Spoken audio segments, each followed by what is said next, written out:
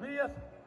Purushothaman, L.S. Magesh Kumar, S. Nagaratnam, Ravirajan, A. Vinayagamurthy, Parakadai Vijay என்கின்ற Vinod Kumar, P.K. Yuvraj, R. Sekar, S.R. அன்பு, M. Srinivasan, சந்தன Siva, R.V. Arun Prasad, மக்கள் Mahendran, M. Nagore Meeran, D. Dayalan, A.K. Chandrasekhar, D. Haridas, M. Ramurthy, JCB Suresh அவர்களையும் பெரம்பூர் வட்டக்கழக செயலாளர்கள் ப. Ilangovan, P.J. Baskaran, E. Rajendran, lion G. Kumar, L. Joseph Vincent, இரா Jayapal, A. Anandan, T. Venkatesan, Jambuli V. Balaji, M. Panchpeer, SPP Premkumar, M. Mahendramani, Perambur M. Sekar, Simson R. Ramesh, A. Velmurugan, A.S. Harikrishnan, Perambur V. Ponmudi, MKS Kalaiarasan, D.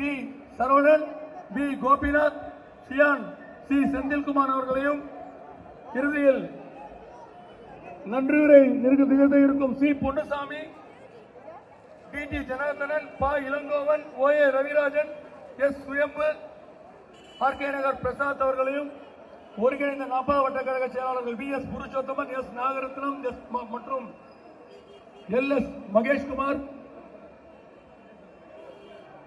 இந்த சிறந்த கூட்டத்திற்கு வருகை புரிந்திருக்கும் நம்முடைய மாவட்ட கழக செயலாளர்கள் அருமை சகோதரர் நா. பாலகங்கா அவர்களையும், T.G. வெங்கடேஷ் பாபு அவர்களையும், ராயபுரம் R. மனோ அவர்களையும், இன்பதுரை அண்ணன் அவர்களையும், விருகை V. ரவி அவர்களையும், கு. சீனிவாசன் அவர்களையும், டி. நகர் என்னுடைய நெருங்கிய நண்பர் B. சத்யநாராயணன் அவர்களையும் இந்த நேரத்தில் வருக வருக என வரவேற்று அனைவரும் மேடைக்கு வருவோம். நம்முடைய அமைப்பு செயலாளர் அண்ணன் பாலகங்கா மற்றும் நம்முடைய மாவட்ட கழக அனைவரும் அண்ணனின் சார்பில் மேடைக்கு வருமாறு அழைத்து சீரிய கூட்டத்திற்கு 3 எழுத்து மந்திரம் என்று ஒன்று, அதில் நம்முடைய புரட்சித் தலைவர் எம்ஜிஆர் திருப்பெயரும் 3 எழுத்து,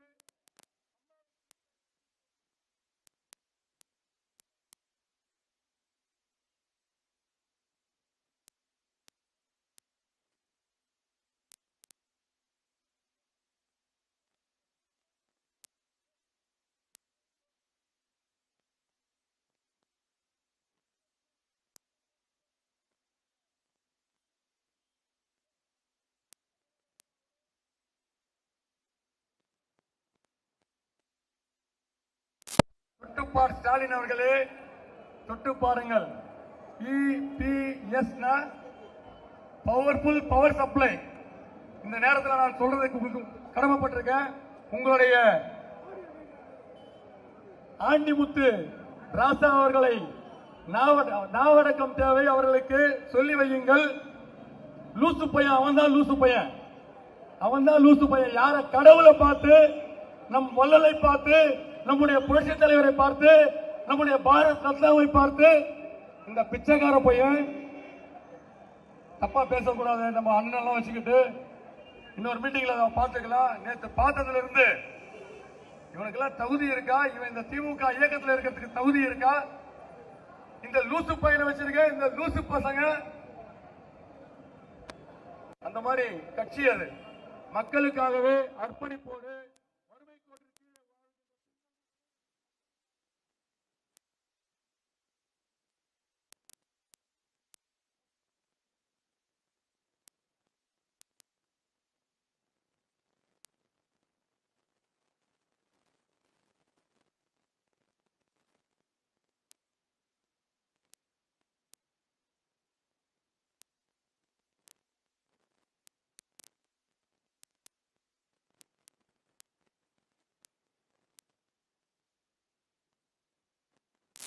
கிடைத்திட 107வது பிறந்த நாளை காணும் நம்முடைய புரட்சி தலைவர் மீது ஆணையிட்டு மீண்டும் எத்தனை 100 ஆண்டு காலம் எடுத்தாலும் அம்மாவின் எண்ணம் போல்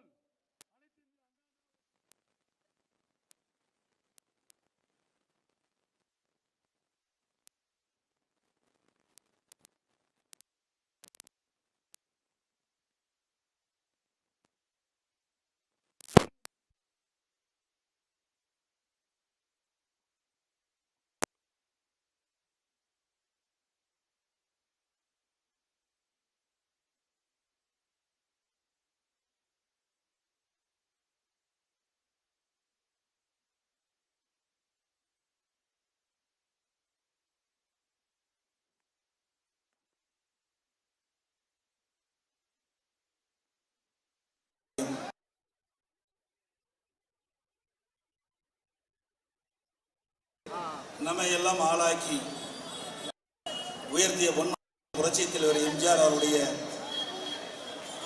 107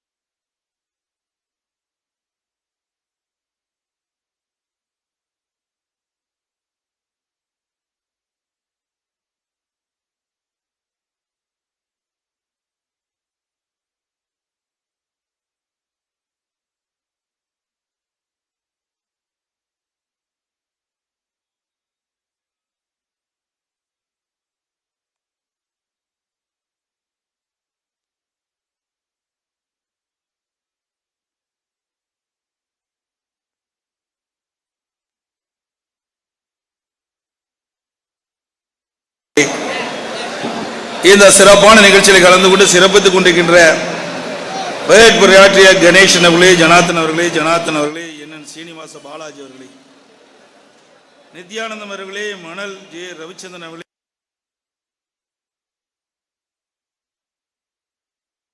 மற்றும் நிகழ்ச்சியிலே கலந்து கொண்டு மேடையிலே அமர்ந்திருக்கின்ற மாநில பொறுப்பாளர்கள் அருமை சகோதரர் நேதாஜி கணேசன் அவர்களே, வெங்கடேசன் அவர்களே, திரு எஸ்.எம். மாரிமுத்து அவர்களே, லட்சுமி நாராயணன் அவர்களே, கழக வழக்குப்பிரிவு இணைச்சர் அறிவிச்சார் வழக்கறிஞர் பாலமுருகன் அவர்களே, அறிவிச்சார் வழக்கறிஞர் மதுரை வீரன் அவர்களே, எம்.ஏ. சேவியர் அவர்களே, செய்தி தொடர்பு சசிரேகா அவர்களே, ஸ்டீல் ரவிச்சந்திரன் அவர்களே, எஸ். நாகரத்னம் அவர்களே, குருமங்களர் அன்பு அவர்களே, பேராசிரியர் வி. வினோத்குமார் அவர்களே, வன்னை கணபதி அவர்களே, மாவட்ட கழகத்துடைய நிர்வாகிகள் மா ஜெயபிரகாஷ் அவர்களே, கிருஷ்ணவேணி அவர்களே, எஸ்.ஆர். பாபு அவர்களே, எஸ். லட்சுமி அவர்களே, பொதுக்குழு உறுப்பினர் கே. செல்வராணி அவர்களே, ஐயப்ப வெங்கடேசன் அவர்களே, பொதுக்குழு உறுப்பினர், மாவட்டத்தினுடைய பிற செயலாளர்கள் அறிவிச்சவர் ஜனார்த்தன் அவர்களே, சரவணன் அவர்களே, டேனியல் சச்சின் மணி அவர்களே, கௌரி சங்கர் அவர்களே, முத்துச்செல்வம் அவர்களே, சதீஷ்பா அவர்களே, பொன்னுசாமி அவர்களே, ஜெய விக்னேஷ் அவர்களே, பவானி வெங்கடேசன் அவர்களே, திரு ஜெகன் அவர்களே, ஜஸ்டின் பிரேம்குமார் அவர்களே, ஷா முகேஷ் அவர்களே, டைகர் தயாநிதி அவர்களே, பி. கார்த்திகேயன் அவர்களே, நெல்லை குமார் அவர்களே, கவர்னகரன் அவர்களே, சண்முக விநாயகம் அவர்களே, ஆர்கே நகர் பிரசாத் அவர்களே, மற்றும் இந்த விளம்பரத்தால் இடம்பெற்றிருக்கின்ற ஆர்கே நகர் வட்டக்கழகத்துடைய செயலாளர்களை, பெரம்பூர் வட்டக்கழக செயலாளர்களை, ஆர்கே நகர் பகுதி கழகத்துடைய நிர்வாகிகளை, பெரம்பூர் பகுதி கழகத்துடைய நிர்வாகிகளை, ஆர்கே நகர் கிழக்கு பகுதி பிற அணி செயலாளர்களை, ஆர்கே நகர் தெற்கு பகுதி பிற அணி செயலாளர்களை, மற்றும் இந்த விளம்பரத்தால் இடம்பெற்றிருக்கின்ற கழகத்தினுடைய அனைத்து மட்ட பொறுப்பாளர்களே, மேடையில் வீட்டுக்கின்ற முக்கிய நிர்வாகிகளே, பெரியோர்களை, தாய்மார்களை, கழக உடன்பிறப்புகளை, தொழிலாளர் நண்பர்களே, மகளிரைச் சேர்ந்த சகோதரிகளே, பத்திரிகையாளர் ஊடக நண்பர்களை, இறுதியாக நன்றி உரையாற்றுகின்ற பொன்னுசாமி அவர்களே, ஜனார்த்தன் அவர்களே, இளங்கோவன் அவர்களே, ரவிராஜன் அவர்களே, சுயம்பு அவர்களே, ஆர்கே நகர் பிரசாத் அவர்களே, ஒருங்கிணைந்த 40வது வட்டக்கழக செயலாளர் வி.எஸ். புருஷோத்தமன் அவர்களே, நாகரத்னே, நகேஷ்குமார் அவர்களே, இந்த நிகழ்ச்சி சீரோடும் சிறப்போடும் எழுச்சியோடும் நடத்தி ஏற்பாடு செய்த அறிவிச்சாளர் மாவட்ட கழக அறிவிச்சாளர் R.S. ராஜேஷ் அவர்களே, மற்றும் டேனியல் சச்சின் மணி அவர்களே, அனைவருக்கும் என்னுடைய முதற்கண் நடிகலந்த வணக்கத்தை உறுத்தாக்குகின்றேன். இன்று தினம் பொன்மனச்செம்மல் புரட்சி தலைவர் எம்ஜிஆர் அவருடைய 107வது பிறந்தநாள் விழா நிகழ்ச்சியை சீரோடும் சிறப்போடும் எழுச்சியோடும் தமிழகம் மட்டுமல்ல அனைத்து இந்திய அண்ணா திராவிட முன்னேற்ற கழகம் எந்தெந்த மாநிலத்தில் இருக்கின்றதோ, எந்தெந்த நாட்டில் இருக்கிறதோ அங்கு எல்லாம் பொன்மனச்செம்மல் புரட்சி தலைவர் எம்ஜிஆருடைய பிறந்தநாள் விழாவை நம்முடைய தொண்டர்கள், நிர்வாகிகள் சிறப்பாக எழுச்சியாக கொண்டாடி கொண்டிருக்கின்றோம். ஒரு மனிதன் பிறக்கின்றான், வாழ்கின்றான், இறக்கின்றான். இடைப்பட்ட காலத்திலே என்ன மக்களுக்கு சேவை செய்கின்றனோ அதுதான் மக்கள் மனதிலே நிலைக்கும். அந்த சேவையை நம்முடைய ஒப்பற்ற தலைவர் புரட்சி தலைவர் எம்ஜிஆர் அவர்கள் செய்த காரணத்தினாலே இன்றைக்கு மக்கள் மனதிலே தெய்வமாக வாழ்ந்து கொண்டிருக்கின்றார். அந்த தெய்வத்திற்கு தான் நாம் பிறந்த நாள் விழா எடுக்கின்றோம். நாட்டிலே எத்தனையோ தலைவர்கள் இருக்கின்றார்கள். அந்த தலைவர்கள் எல்லாம் குடும்பத்தை தான் கவனிக்கின்றார்கள்.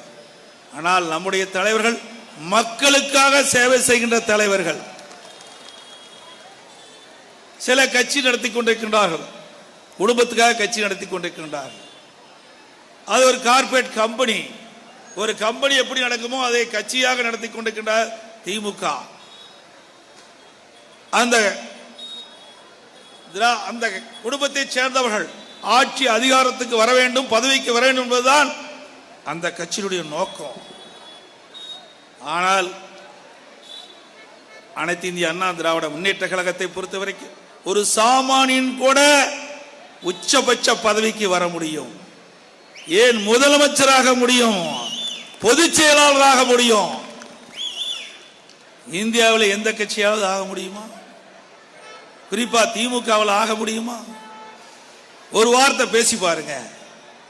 திமுக கட்சியில் இருக்கின்ற நிர்வாகி யார் வேண்டாலும் உழைத்தால் அந்த கட்சிக்கு விசுவாசமா இருந்தால் உயர்ந்த பதவிக்கு வர முடியும் என்று எவராவது பேசுவதற்கு தைரியம் இருக்கின்றதா?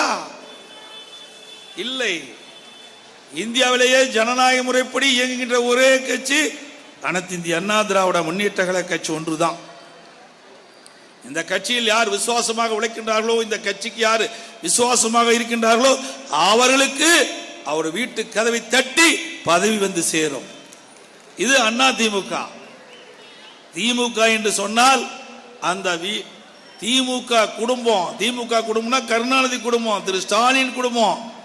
அந்த குடும்பத்துக்கு கதவை தட்டி யார் வசூல் செய்து கொடுக்கிறாங்களோ அவர்களுக்கு தான் பதவி வரும்.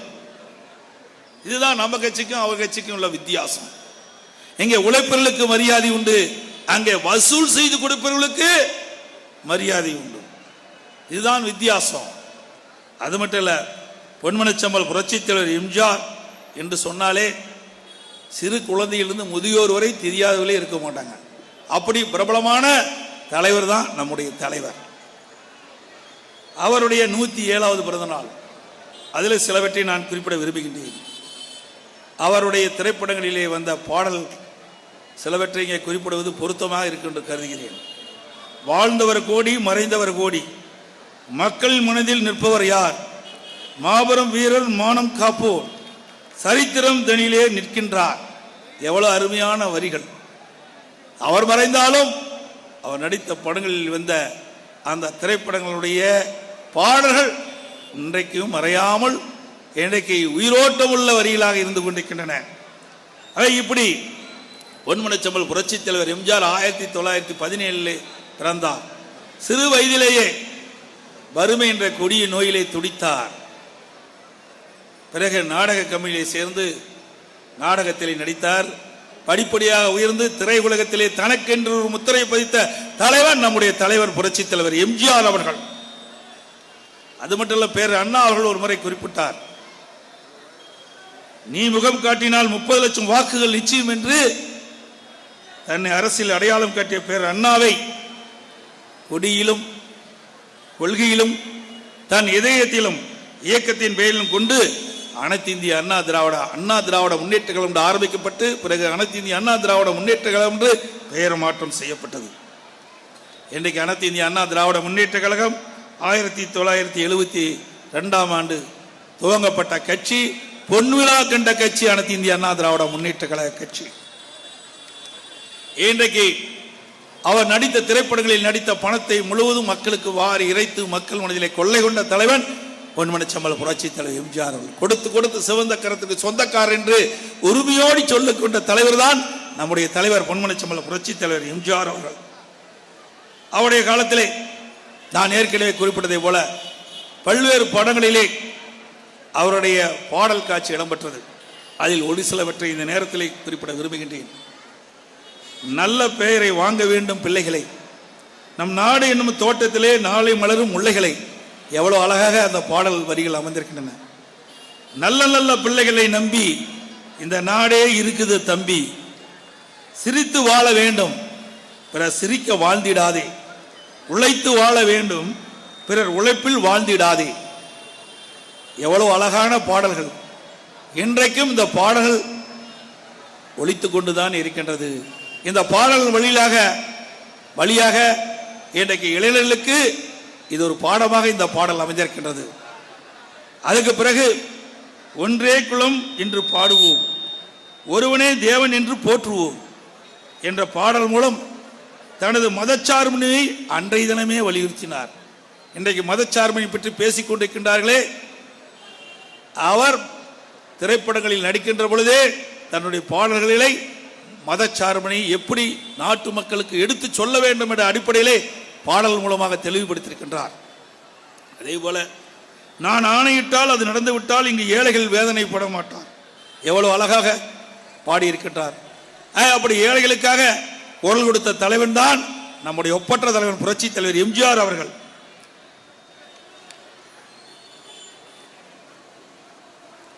பொன்மனச்செம்மல் புரட்சி தலைவர் எம்ஜிஆர் அவர்கள் தான் சிறு வயதில் பட்ட கஷ்டம் தமிழ்நாட்டில் பிறந்த குழந்தைகள் எவருக்கும் அப்படிப்பட்ட நிலைமை ஏற்படக்கூடாது என்பதற்காக சத்துணவு என்ற சத்துணவு திட்டத்தை கொண்டு வந்து சரித்திரம் படைத்த தலைவன் பொன்மனச்செம்மல் புரட்சி தலைவர் எம்ஜிஆர் அவர்கள் இந்திய நாட்டிற்கே வழிகாட்டினார். மற்ற மாநிலத்தில் இருக்கின்ற முதலமைச்சர்கள் எல்லாம் நம்முடைய பொன்மனச்செம்மல் புரட்சி தலைவர் எம்ஜிஆர் கொண்டு வந்த சத்துணவு திட்டத்தை பின்பற்றி அந்தந்த மாநிலத்திலே அந்த திட்டத்தை அமுல்படுத்தினார். இப்படி ஏழைகளுக்காக, ஏழைகளுடைய குழந்தைகள் வயிறார உணவு உண்டு கல்வி கற்க வேண்டும் என்பதற்காக அற்புதமான திட்டத்தை கொண்டு வந்த தலைவன் நம்முடைய தலைவன் பொன்மனச்செம்மல் புரட்சி தலைவர் எம்ஜிஆர் அவர்கள். அதே போல இடஒதுக்கீடையும் கொண்டு வந்து ஒட்டுமொத்த மக்களுக்கு இடஒதுக்கீட்டின் மூலமாக சாதித்த தலைவன் நம்முடைய தலைவன் தான்.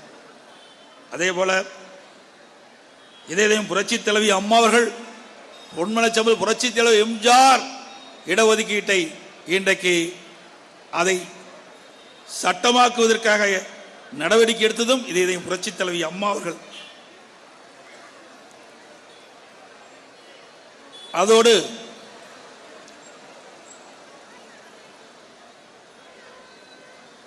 அனைத்து இந்திய அண்ணா திராவிட முன்னேற்ற கழகம் இருக்கின்ற பொழுது பல்வேறு வறட்சிகளை நாம் பார்த்தோம், புயல்களை சந்தித்தோம், அத்தனையும் சரி செய்தோம். திறமையான ஆட்சி இருக்கின்ற காலத்திலே திறம்பட செயலாற்றி அதையெல்லாம் சரி செய்த அரசாங்கம் அதிமுக அரசாங்கம். 2016 வருத்தா சூறாவளி புயல், 2018 கஜா புயல், 2020 நிவர் புயல், 2020 உறவை புயல், எவ்வளவு புயலையும் சந்தித்த அரசாங்கம் தான் அம்மாவுடைய அரசாங்கம். ஆனால் அண்மையிலே வந்தது நிஜாம் புயல். அந்த புயல்ல காத்தடிக்கல, வெறும் மழை தான் பெய்தது. ஆனா அனைத்து இந்திய அண்ணா திராவிட முன்னேற்ற கழக ஆட்சியில கடுமையான புயல் காற்று. சென்னை மாநகரத்தில் மட்டும் சுமார் 6 லட்சம் மரங்கள் சாய்ந்து போயின, 2 லட்சம் குப்பைகள் வாரி நாம் எடுத்தோம். சென்னை மாநகரம் முழுவதும் பல்வேறு மின்கம்பங்கள் உடைந்து சேதமடைந்தன. அதையெல்லாம் புயல் வேகத்தில் செயல்பட்டு சரி செய்து இயல்பு நிலைக்கு கொண்டு வந்த அரசாங்கம் அதிமுக அரசாங்கம். இன்றைக்கு மிஜாம் புயல்ல பெரிய மழை இல்ல, புயல் இல்ல, இதிலேயே மக்களுக்கு தேவையான உதவிகளை செய்ய முடியாத அரசாங்கம் தான் இன்றைய விடியா திமுக அரசு. மக்களுக்கு மிக்ஜாம் புயல்ல கனமழையின் போது சாப்பாடு கொடுக்க முடியல, 3 நாட்கள் குடிநீர் கொடுக்க முடியல, பால் கொடுக்க முடியல, நோய்வாய்ப்பட்டவர்களுக்கு மருத்துவ சிகிச்சை அளிக்க முடியல. இப்படிப்பட்ட நிலைதான் சென்னை மாநகரத்தில் பார்க்க முடிஞ்சது. சென்னை ஒட்டிய மாநகர பகுதியிலும் பார்க்க முடிஞ்சது, சென்னை ஒட்டியுள்ள மாவட்டத்திலையும் பார்க்க முடிஞ்சது. இதை எதற்காக சொல்லிட்டு சொன்னால், அனைத்து இந்திய அண்ணா திராவிட முன்னேற்ற கழகத்தில் புயல் வருகின்ற பொழுது புயல் வேகத்தில் செயல்பட்டு மக்களுடைய பிரச்சனையை தீர்த்து வைத்தோம். அதே வேளையில் விடியா திமுக ஆட்சியில் புயல் வந்தது, மழை வந்தது, புயல்ல காற்றுல மழை தான் பெஞ்சது. இந்த நிலையில கூட சரியான முறையில் முன்னெச்சரிக்கை நடவடிக்கை எடுக்காத காரணத்தினால மக்கள் கடுமையா பாதிக்கப்பட்டாங்க.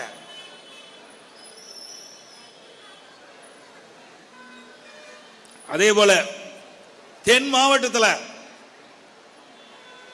ஏற்கனவே முன்னெச்சரிக்கை நடவடிக்கை எடுக்கல.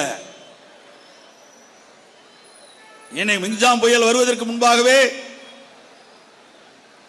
வானிலை ஆய்வு மையம் மத்திய வானிலை ஆய்வு மையம் தெளிவாக குறிப்பிட்டது. புயல் வரும் மழை பெய்யும் என்று சொன்னார்கள். அதற்கு விருப்பம் நடவடிக்கை எடுக்கப்பட்டிருந்தால் மக்கள் பாதிக்கப்பட்டிருக்க மாட்டாங்க. அது மழை வந்தது, புயல் வந்தது, காத்து வந்ததுன்னு சொல்றாங்க. அதுக்கு பிறகுதானே தென் மாவட்டத்தில் கனமழை பொழியும் என்று மத்திய வானிலை ஆய்வு மையம் தெரிவித்தது. அப்பொழுதாவது முன்னெச்சரிக்கை நடவடிக்கை எடுக்க வேண்டுமல்ல, அப்பவும் எடுக்கல.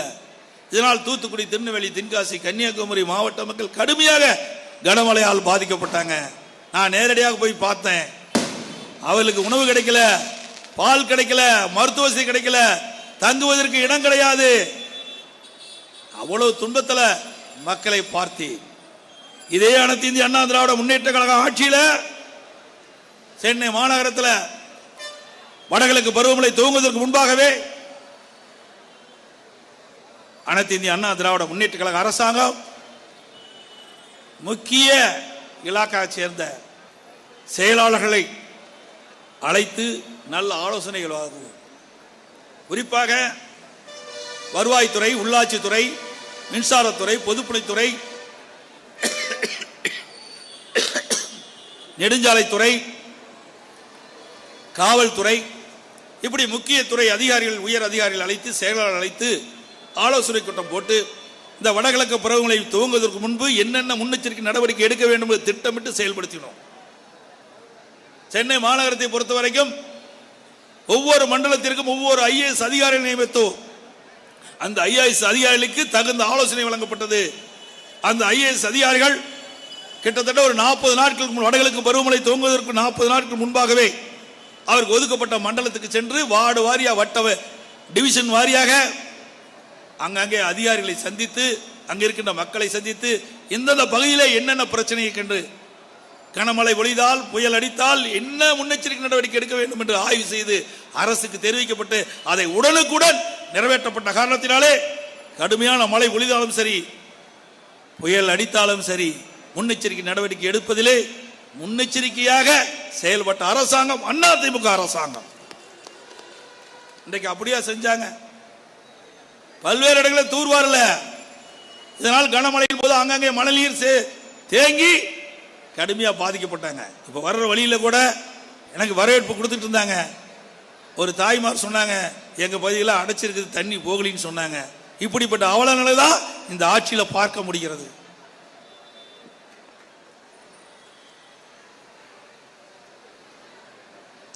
அதே போல கொரோனா வைரஸ் தொற்று இன்றைக்கு உலகம் முழுவதும் அந்த கொரோனா வைரஸ் தொற்று நோய் ஏற்பட்டு கோடிக்கணக்கான பேர் அந்த நோயால் பாதிக்கப்பட்டு இறக்கின்ற நிலையை நாம் பார்த்தோம்.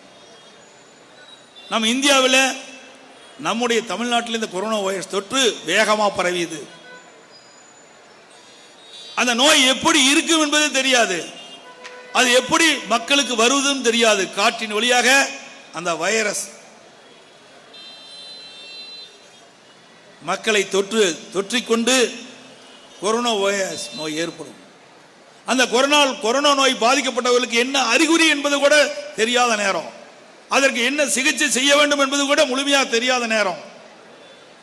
அந்த காலகட்டத்தில் கூட நம்முடைய அதிகாரிகள் துணையோடு, நம்முடைய அமைச்சர் பெருமக்கள் துணையோடு மிகச் சிறப்பாக எழுச்சியாக செயல்பட்டு அந்த கொரோனா வைரஸ் தொற்றை கட்டுப்படுத்திய அரசாங்கம் இந்தியாவிலே முதல் மாநிலமாக தமிழ்நாடு இருந்தது.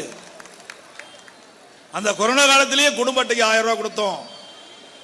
அதோட 11 மாதம் அந்த ஏழை எளிய மக்களுக்கு வேலை வாய்ப்பு இல்லாத ஒரு சூழ்நிலை, பசியால் வாடி விடுவாது என்று எண்ணி அவளுக்கு ரேஷன் கடையில் விலையில்லா அரிசி, விலையில்லா எண்ணெய், விலையில்லா சக்கரை 11 மாசம் கொடுத்த ஒரே அரசாங்கம் அதிமுக அரசாங்கம். அது மட்டுமல்ல, அம்மா உணவகத்தில், சமூக கூடத்தில் நாள் ஒன்றுக்கு 7 லட்சம் பேருக்கு தமிழ்நாடு முழுவதும் உணவளித்தோம். ஏழை எளிய மக்களுக்கு உணவளித்தோம், மாற்றுத்திறனாளிக்கு உணவளித்தோம், முதியோருக்கு உணவளித்தோம், கர்ப்பிணி தாய்மார்களுக்கு வீடு தேடி சென்று கொடுத்து உணவளித்தோம். அப்படி ஒரு நாளைக்கு 7 லட்சம் பேருக்கு உணவு தயாரித்து கொடுத்த காரணத்தினால்தான் அந்த காலகட்டத்தில் கூட மக்கள் சுபிட்சமாக இருந்தாங்க, பாதிப்புக்குள்ளாகாம இருந்தாங்க. அப்படிப்பட்ட ஒரு நிர்வாக திறமைமிக்க அரசாங்கம் அதிமுக ஆட்சியிலே பார்க்க முடிஞ்சது.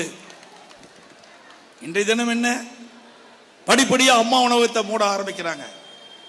அரசியல் காழ்ப்புணர்ச்சியின் காரணமாக ஏழை எளியோர்களுக்கு மலிவு விலையிலே அம்மா உணவகத்தின் மூலமாக உணவு வழங்குவதை கூட பொறுத்துக் கொள்ள முடியாத ஒரு அரசாங்கம் தான் இந்த ஸ்டாலின் தலைமையில் இருக்கின்ற அரசாங்கம். இது வெட்கக்கேடானது. ஏழைகளுக்கு உணவளிப்பதை கூட தடுக்கின்ற ஒரு அரசாங்கம் என்று சொன்னால் இந்தியாவிலே தமிழ்நாடு தான் என்பதை நேரத்திலே குறிப்பிட விரும்புகிறேன்.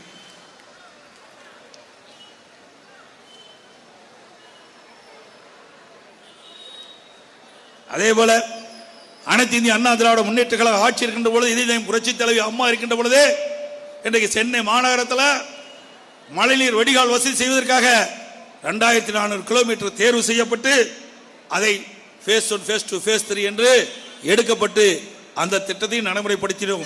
அதில் 1240 கிலோமீட்டர் நீளமுள்ள வடிநீர் கால்வாய்களை அமைத்தது அதிமுக அரசு.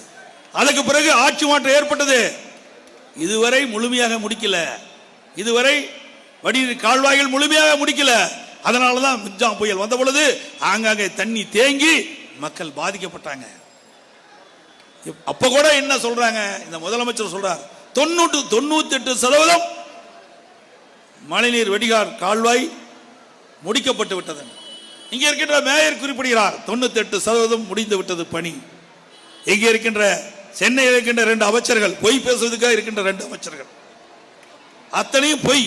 உண்மை என்ற பேச்சுக்கே இடமில்லை. பொய் பேசுவதில் பரிசு கொடுக்கணும். இந்த 2 அமைச்சர் கொடுக்கலாம், சென்னையில் இருக்கிற 2 அமைச்சர் கொடுக்கலாம். அவர்கள் குறிப்பிடுகிறார்கள் 98% வடிநீர் கால்வாய் பணிகள் நிறைவு பெற்றதாக. பிறகு மழை வந்து தண்ணீர் தேங்கி மக்களுடைய பிரச்சனை ஏற்பட்ட பிறகு பத்திரிகையிலும் ஊடகத்திலும் பேட்டி கொடுக்குறாங்க.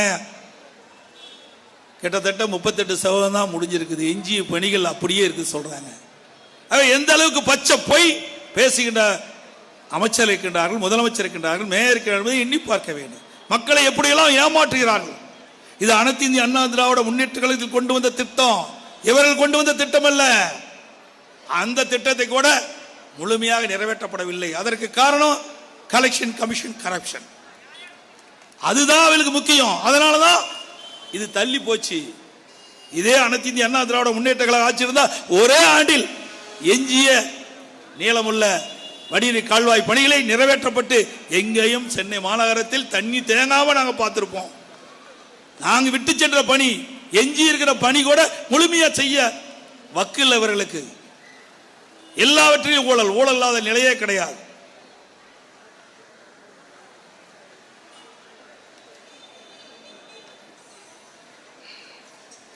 அதே போல இதற்கு முன்பு அந்த கால்வாய்களை தூர்வாருவதற்கு என்று எந்த நாளும் வாங்கல.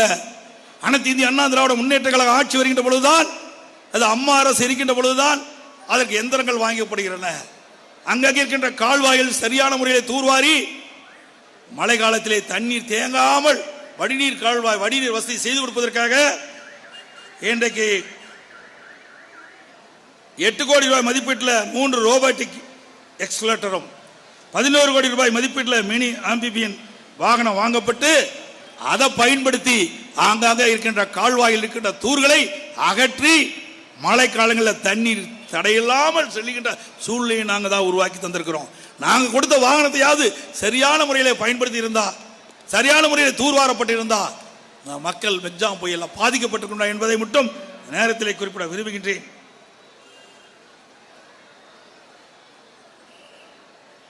அதே போல கோவம் அடையாறு கரையோரங்கள் வசிக்கும் மக்களின் பாதுகாப்பு கருதி அவர் வாழ்வாதாரம் பாதிக்கப்படாமல் சுமார் 17,750 குடும்பங்கள் பெரும்பாக்கம் போன்ற புதிய குடியிருப்புகள் மாற்றிடம் வழங்கி நிரந்தரமாக குடியமர்த்தப்பட்டதும் அதிமுக ஆட்சியில். அதற்கு மேலாக மிக்ஜாம் புயல் வந்த பொழுது வட சென்னையில் கச்சா எண்ணெய் கடலில் கலந்து விஞ்ஞான வளர்ச்சி அடைந்த இந்த நேரத்திலும் 15 நாட்கள் அந்த கடலில் இருக்கின்ற அந்த மேலே படிந்த அந்த எண்ணெய் படலத்தில் அகற்றவே இல்லை. இதனால் மீனவர்கள் கடுமையாக பாதிக்கப்பட்டாங்க. இந்த விடியா திமுக அரசுல முன்னெச்சரிக்கை நடவடிக்கை எடுக்காத காரணத்தினால இப்படிப்பட்ட நிலைமைக்கு தமிழ்நாடு தள்ளப்பட்டுகின்றது. இதனால் மீனவ மக்கள் பெரிதும் பாதிக்கப்பட என்று இந்த நேரத்தில் தெரிவிக்க விரும்புகின்றேன்.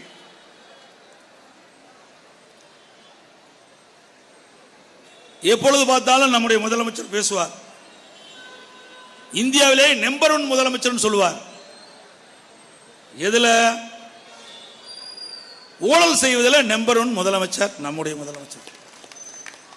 அனைத்து துறைகளிலும் ஊழல் மலிந்து இந்தியாவிலேயே ஊழலில் முதன்மையாக விளங்குகின்றது தமிழ்நாடு, நம்பர் 1. அதே போல கடன் வாங்குவதிலே நம்பர் 1 தமிழ்நாடு முதலமைச்சர்.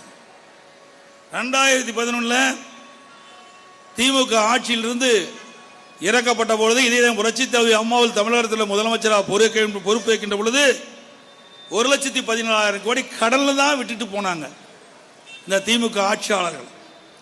பிறகு 10 ஆண்டு காலம் 11 இருந்து 21 வரைக்கும் அம்மா முதலமைச்சராக இருந்தாங்க. அம்மாவுக்கு பிறகு அம்மாவுடைய அரசு இருந்தது. இந்த 10 ஆண்டு காலத்தில் நிறைய திட்டங்களை தமிழ்நாட்டு மக்களுக்கு வாரி வாரி வழங்கணும். நம்முடைய ஆட்சி மாற்றம் வெறிப்படுகின்ற பொழுது 2021 அப்பொழுது கடன் 4,85,000 தான். அதுல 1,15 கழிச்சிருங்க. அப்படி 1,15,000 கழிச்சு இன்றைக்கு 4,85 1,15 போனா வெறும் 3,70,000 கோடி தான் கடன். அதுலயும் கொரோனா வைரஸ் தொற்று இருந்த காலம் ஓராண்டு வருவாய் வரவு கிடையாது, கலால் வருவாய் கிடையாது, பத்திரப்பதிவு கிடையாது, அதுல இருந்து வருவாய் கிடையாது, ரோட் டாக்ஸ் வரி கிடையாது. இப்படி பல வகையில் வருகின்ற வருவாய் எல்லாம் இழப்பு. நமக்கு வருகின்ற வருவாய் ஒரு வருட காலமாக எதுவுமே இல்லை. அதனால 1,00,000 கோடி நமக்கு கடன் வாங்க வேண்டிய நிலை ஏற்பட்டது. கொரோனா வைரஸ் தொற்று அந்த காலகட்டத்தில் செலவு செஞ்சோம். இப்படிப்பட்ட நிலைகளை கூட மக்கள் பாதிக்காம பார்த்துக்கிட்டோம். இவ்வளவு இருந்ததா நமக்கு 3,70,000 கோடி தான். ஆனா விடிய திமுக அரசு பொறுப்பேற்ற பிறகு இன்றைய தினம் 2,00,000 கோடி கடன் வாங்கி இருக்கிறாங்க. 2,00,000 கோடி கடன் வாங்கினதுதான் இந்த ஆட்சியுடைய சாதனை. இதுதான் திராவிட மாடல் ஆட்சி. இதுக்கு ஒரு குழு போட்டாங்க, நிதி மேலாண்மை நிபுணர் குழு போட்டாங்க. அந்த நிபுணர் குழு ஆராய்ந்து இந்த கடனை எப்படி சரி செய்வது, எப்படி வருவாய் பெருக்குவது என்பதுதான் அதனுடைய நோக்கம் என்று இன்றைய முதலமைச்சர் சொன்னார். ஆனா குழு போட்ட பிறகு 2,50,000 கோடி கடன் வாங்கிறதுக்கு தான் இந்த குழுவே போட்டுக்கிறாங்க. என்ன திட்டத்தை கொண்டு வந்தாங்க? எந்த திட்டமே கொண்டு வரலையே நாட்டு மக்களுக்கு. அனைத்து இந்திய அண்ணா திராவிட முன்னேற்ற கழகம் ஆட்சி இருக்கின்ற பொழுது நிறைய சாலைகளை அமைத்தோம். இந்தியாவிலேயே தார் சாலை அதிக நீளமுள்ள ஒரே மாநிலம் தமிழ்நாடு சரித்திரத்தை படைத்தோம். ஒரு ஆண்டில் 11 மருத்துவக் கல்லூரி, 6 சட்டக்கல்லூரி, கால்நடை பூங்கா, கால்நடை மருத்துவக் கல்லூரி, ஆராய்ச்சி நிலையம், பாட்டுக்கலை கல்லூரி, என்ஜினியரிங் கல்லூரி, வேளாண்மை கல்லூரி, அரசு கலை மற்றும் அறிவியல் கல்லூரி என்று அதிகமான கல்லூரிகளை திறந்து அதிகமான பேர் உயர்கல்வி படிக்கக்கூடிய சூழ்நிலையை உருவாக்கி தந்த அரசாங்கம் அதிமுக அரசாங்கம். திரு ஸ்டாலின் அவர்களே, உங்களுடைய ஆட்சியில் என்ன சாதனை படிச்சீங்க? இன்றைக்கு அழகாக பேசுறார். இந்தியாவிலே கல்வி கற்பதில் முதல் மாநிலம் ஆக்கி வச்ச சாப்பாடை சாப்பிடுற மாதிரி நாம செஞ்சு வச்சிருக்கிறோம், நாம் உருவாக்கி வச்சிருக்கிறோம். கல்வியில சாதனையை நாம் உருவாக்கி வச்சிருக்கிறோம். 2030 இந்திய அளவிலே அடைய வேண்டிய இலக்கை 2019-20 அனைத்து இந்திய அண்ணா திராவிட முன்னேற்ற கழக ஆட்சியிலே 154 பேர் உயர்கல்வி படிக்கின்ற சாதனையை படைத்திருக்கிறோம். திராவிட முன்னேற்ற கழக ஆட்சி 2011 ஆட்சியிலிருந்து விலகின்ற பொழுது, இறங்கின்ற பொழுது, அம்மா முதலமைச்சராக பதவியேற்கின்ற பொழுது 100க்கு 32 பேர் தான் உயர்கல்வி படிச்சுட்டு இருந்தாங்க.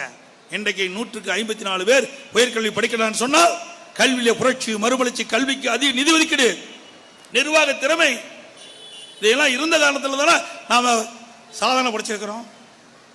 அது மட்டும் இல்ல, பல்வேறு துறைகளில் தேசிய விருது. இன்னைக்கு உணவு தானிய உற்பத்தி இந்தியாவிலேயே அதிக அளவில் 100 லட்சம் மெட்ரிக் டன் மேலாக உற்பத்தி செய்து சாதனை படைத்து தொடர்ந்து 5 ஆண்டு காலம் கிறிஸ்கர்மா என்ற உயர்ந்த விருதை நாம் பெற்றோம். விவசாயத்திலும் சாதனை படைத்தோம், மருத்துவத்துறையிலும் சாதனை படைத்தோம், கல்வியிலும் சாதனை படைத்தோம். நீர் மேலாண்மை, ஒரு சொட்டு நீர் கூட வீணாக கூடாது என்பதற்காக குடிநீர் மராமத்து திட்டம் என்ற அற்புதமான திட்டத்தை கொண்டு வந்து தமிழ்நாடு முழுவதும் இருக்கின்ற ஏரி, குளம், குட்டைகள் பொதுப்பணித்துறையின் சார்பாக 8000 ஏரிகள் தூர்வாரப்பட்டன. அதே போல உள்ளாட்சி அமைப்பு மூலமாக 24,000 ஏரிகள் இருக்கின்றன. அதில் கிட்டத்தட்ட 100% உள்ளாட்சி துறைக்கு உட்பட்ட ஏரி குளம் குட்டை அத்தனை தூர்வாரி பெய்கின்ற பருவ காலங்களில் பெய்கின்ற மழைநீர் முழுவதும் சேமித்து வைத்து கோடை காலத்திலே மக்களுக்கு அந்த தண்ணீரை பயன்படுத்தக்கூடிய சூழ்நிலை உருவாக்கி தந்த நிலத்தடி நீர் உயர்ந்தது. வேளாண் பெருமக்களுக்கு நீர் கிடைச்சது.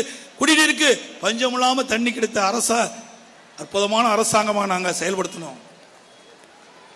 நீர் மேலாண்மையில் சாதனை, சமூக நலத்துறையில் சாதனை, இப்படி சாதனை மேல் சாதனை படைத்த அரசாங்கம் அதிமுக அரசாங்கம்.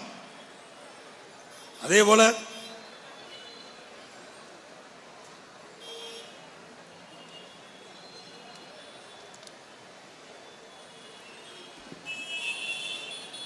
அடுத்து சட்ட ஒழுங்கு சீர்கேட்டில் முதல் மாநிலம் தமிழ்நாடு தான். சட்ட ஒழுங்கு சீர்கேட்டிலையும் முதல் மாநிலம் தமிழ்நாடு தான். மோசமான இந்தியாவிலேயே மோசமான முதலமைச்சர் பட்டியலையும் முதன்மையாக விளங்குது தமிழ்நாடு முதலமைச்சர் தான்.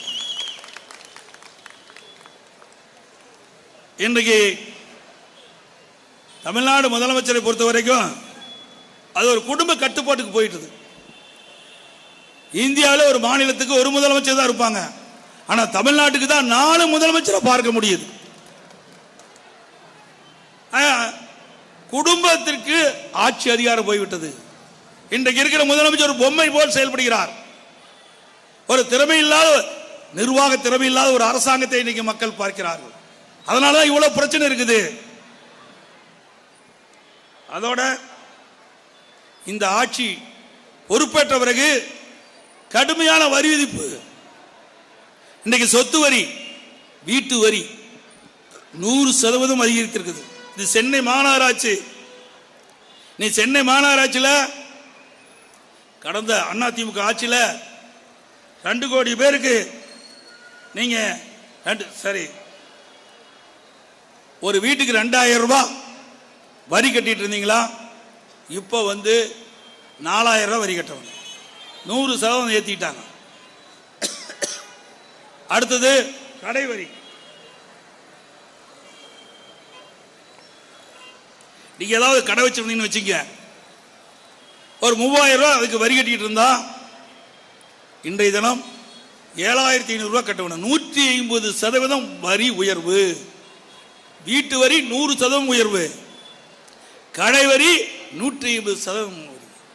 கொரோனா வைரஸ் தொற்று இருந்து படிப்படியா இப்பதான் வியாபார நிதியா மந்தன இருந்து மாறி சரி செய்துட்டு இருக்க இந்த நேரத்தில் இவ்வளவு வரி உயர்வு எப்படி மக்கள் தாக்கு பிடிக்க முடியும் என்பதை உணராத ஒரு அரசாங்கம் தான் விடியா திமுக அரசு. போதாதுக்கு குடிநீர் கட்டணம் உயர்வு, அதுக்கு போதாதுக்கு குப்பை வரி உயர்வு. எல்லாமே வரி போட்ட அரசாங்கம் திராவிட மாடல் அரசாங்கம். அதற்கு மேலாக மின் கட்டணம். நீங்க மின் கட்டணத்தை பார்த்தீங்கன்னா 52% உயர்த்தி இருக்கிறாங்க. 52% மின் கட்டண உயர்வு. வரலாறு காணாத அளவுக்கு மின் கட்டண உயர்வு. சரி, மின் கட்டணத்தால உயர்த்திட்டீங்க, கரண்டாவது சரியா கொடுப்போம்னா அதுவும் கிடையாது. அடிக்கடி மின் தடை ஏற்படுது. தடையெல்லாம் மின்சாரம் கொடுக்க முடியல இந்த அரசாங்கத்தில். அதை இப்படி எல்லா துறைகளிலும் தோல்வி அடைந்த அரசாங்கம் தான் இன்றைக்கு விடியா திமுக அரசாங்கம் என்பதை நேரத்தில் குறிப்பிட விரும்புகின்றேன்.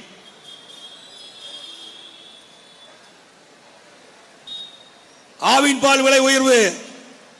ஏழைகள் அதிகமாக பயன்படுத்துவது பால், அந்த விலையும் உயர்த்திய சாதனை படைத்த அரசாங்கம் விடியா திமுக அரசாங்கம். அதே போல பொங்கல் பண்டிகை போது விலையெல்லாம் வேட்டி சேலை வழங்கும்.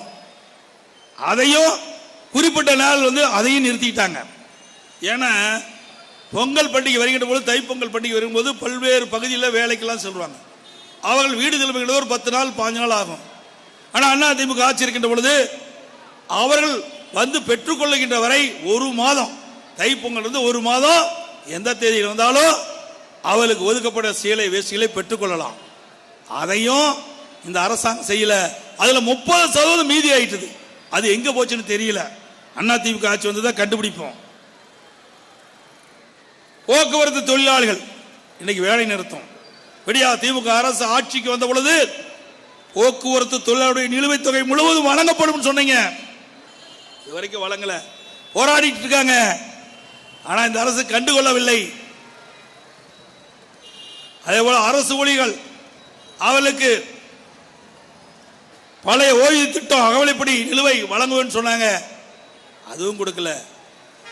வீரவசனம் பேசினார் எதிர்க்கட்சி தலைவராக இருக்கும் போது.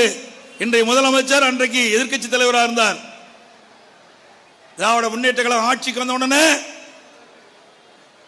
அரசு ஊழியர்களுக்கு பழைய ஓய்வு திட்டத்தை நடைமுறைப்படுத்துவோம், நிலுவை அகவலைப்படி வழங்குவோம் என்ற வாக்குறுதியை கொடுத்துவிட்டு இதுவரை நிறைவேற்றவில்லை. அவர்களும் காத்திருந்து காத்திருந்து பார்த்துவிட்டு கிட்டத்தட்ட 2.5 ஆண்டு காலம் காத்திருந்து பார்த்தாங்க, நடக்கல. பல முறை கோரிக்கை வச்சாங்க, நடக்கல. இன்றைக்கு போராட்டத்துக்கு தள்ளப்பட்டிருக்கிறாங்க.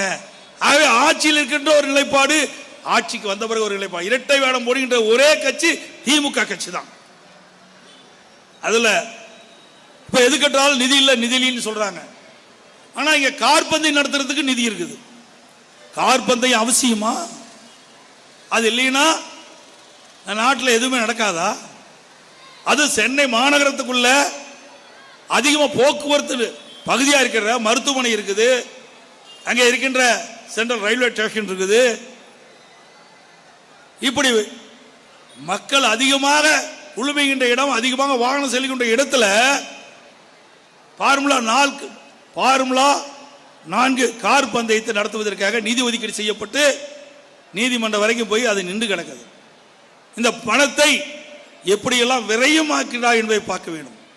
இரவு பகல் பாராமல் உழைத்து மக்கள் வரி கட்டுறாங்க அரசாங்கத்துக்கு, அந்த வரி பணம் எப்படியெல்லாம் வீணாகிறது என்பதை எண்ணி பார்க்க வேண்டும். அதோட எதுக்கு எடுத்தாலும் நிதி இல்லைங்கிறார். ஆனா திரு கருணாநிதி அவர்களுக்கு கடல்ல பேனா வைக்கிறதுக்கு 83 கோடி நிதி இருக்குது. நாங்க ஏற்கனவே சொன்னோம், திரு கருணாநிதி அவர்களுக்கு நினைவு மன்றம் கட்டினீங்க, சரி, உங்க தலைவர் முதலமைச்சர் வந்து கட்ட ரைட். இன்னைக்கு பேனா போய் கடல்ல வைக்கணுமா? எழுதாத பேனாவை எங்க வச்சா என்ன, தரையிலே வச்சிருக்கலாமே. ஏன் அவருடைய நினைவிடத்துக்கு முன்னாடி ஒரு 2 கோடியில் வைங்க. மீதி இருக்கிற 81 கோடி ரூபாய் எழுதுற பேனாவை அரசு பள்ளியில் படிக்கிற மாணவ செல்வங்களுக்கு கொடுங்க, மாணவர்களை பாராட்டுவாங்க. யாருடைய பணத்தை எடுத்து நீங்க செலவு செய்யறீங்க? உங்களுடைய தந்தைக்கு புகழ் வர வேண்டும் என்று நீங்கள் எண்ணினார், அது உங்களுடைய பணத்தில் கட்சி பணத்தில் எடுத்து செலவு பண்ணுங்க. நிறைய கட்சி பணம் இருக்குது உங்களுக்கு, அந்த பணத்தில் எடுத்து செலவு பண்ணுங்க, யார் வேணாம்னு தடையே கிடையாது. ஆனால் அரசாங்க பணத்தில் இருந்து இதற்கு தேவையற்ற செலவை செய்வது யாரும் ஏற்றுக்கொள்ள முடியாது. இன்னொன்று, எதுக்கு எடுத்தாலும் குழு அறிவிப்பார், உடனே ஒரு குழு போட்டுருவார். கிட்டத்தட்ட தமிழ்நாட்டில் இந்த ஆட்சி வந்த பிறகு, விடியா திமுக அரசு, திரு ஸ்டாலின் தலைமையில் அமைக்கப்பட்ட அரசு வந்த பிறகு 52 குழு போட்டிருக்கு. இனிமேல் திமுக அரசாங்கம் குழு அரசாங்கம் என்பதுதான் இதற்கு பேர். குழு போட்டு அதோட முடிஞ்சு போச்சுன்னு அர்த்தம். குழு போட்டு அந்த குழுவுக்குன்னு ஒரு குழு போட போறார், அது ஒண்ணுதான் பாக்கி. அதே போல அண்மையில் கிளாம்பாக்கம் பேருந்து நிலையம் அண்ணா திமுக ஆட்சியில் கொண்டு வரப்பட்ட திட்டம், ஆட்சி மாற்றம் ஏற்பட்ட பிறகு திமுக ஆட்சி வந்தது. இந்த 2.5 ஆண்டு காலத்தை வேண்டுமென்றே திட்டமிட்டு காலதாமதம் ஆக்கி இப்பொழுது நிறைவேற்றப்பட்டு, அது தைப்பொங்கல் என்று வேக வேகமாக அறகுறையா இருக்கும் போதே திறந்துட்டாங்க. இதனால் வெளியூருக்கு செல்கின்ற பயணிகள் கடும் அவதிக்குள்ளானாங்க. எல்லா தொலைக்காட்சியிலையும் பார்த்தோம், பத்திரிகையிலையும் பார்த்தோம். எதுக்கு அவ்வளவு அவசரமா தூக்குறீங்க? அதுவும் தைப்பண்டிக்கும் போது எல்லா சென்னையில் இருக்கிற மக்கள் எல்லாம் பல்வேறு இடங்களில் வந்து வசித்துக் கொண்டிருக்கிறாங்க, வேலை வாய்ப்பில் இருக்கிறாங்க. அவரெல்லாம் சொந்த ஊருக்கு போகணும். அப்படிப்பட்ட காலகட்டத்தில் திறக்க வேண்டிய அவசியம் என்ன? எல்லா பணியும் நிறைவு பெற்ற பிறகு அப்புறமேட்டு அந்த பேருந்து நிலையத்தை துவக்குங்களேன். யார் வேண்டானா? இன்னும் 2 வருஷம் உங்களுக்கு ஆட்சி இருக்குதுல்ல, அதுக்குள்ள ஒரு பயம், எங்கேயாவது ஆட்சி போயிருமா அப்படின்னு அச்சத்தின் அடிப்படையில் தான் திறந்திருப்பான்னு நான் எண்ணுறேன்.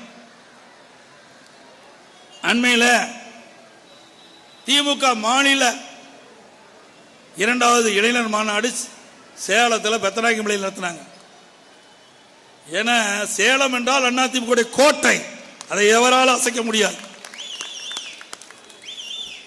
அம்மா இருக்கும்போது தலைவர் இருக்கும்போதும் கோட்டை, அம்மா இருக்கும்போதும் கோட்டை, அம்மா மறைவுக்கு பிறகு அண்ணா திமுக கோட்டை.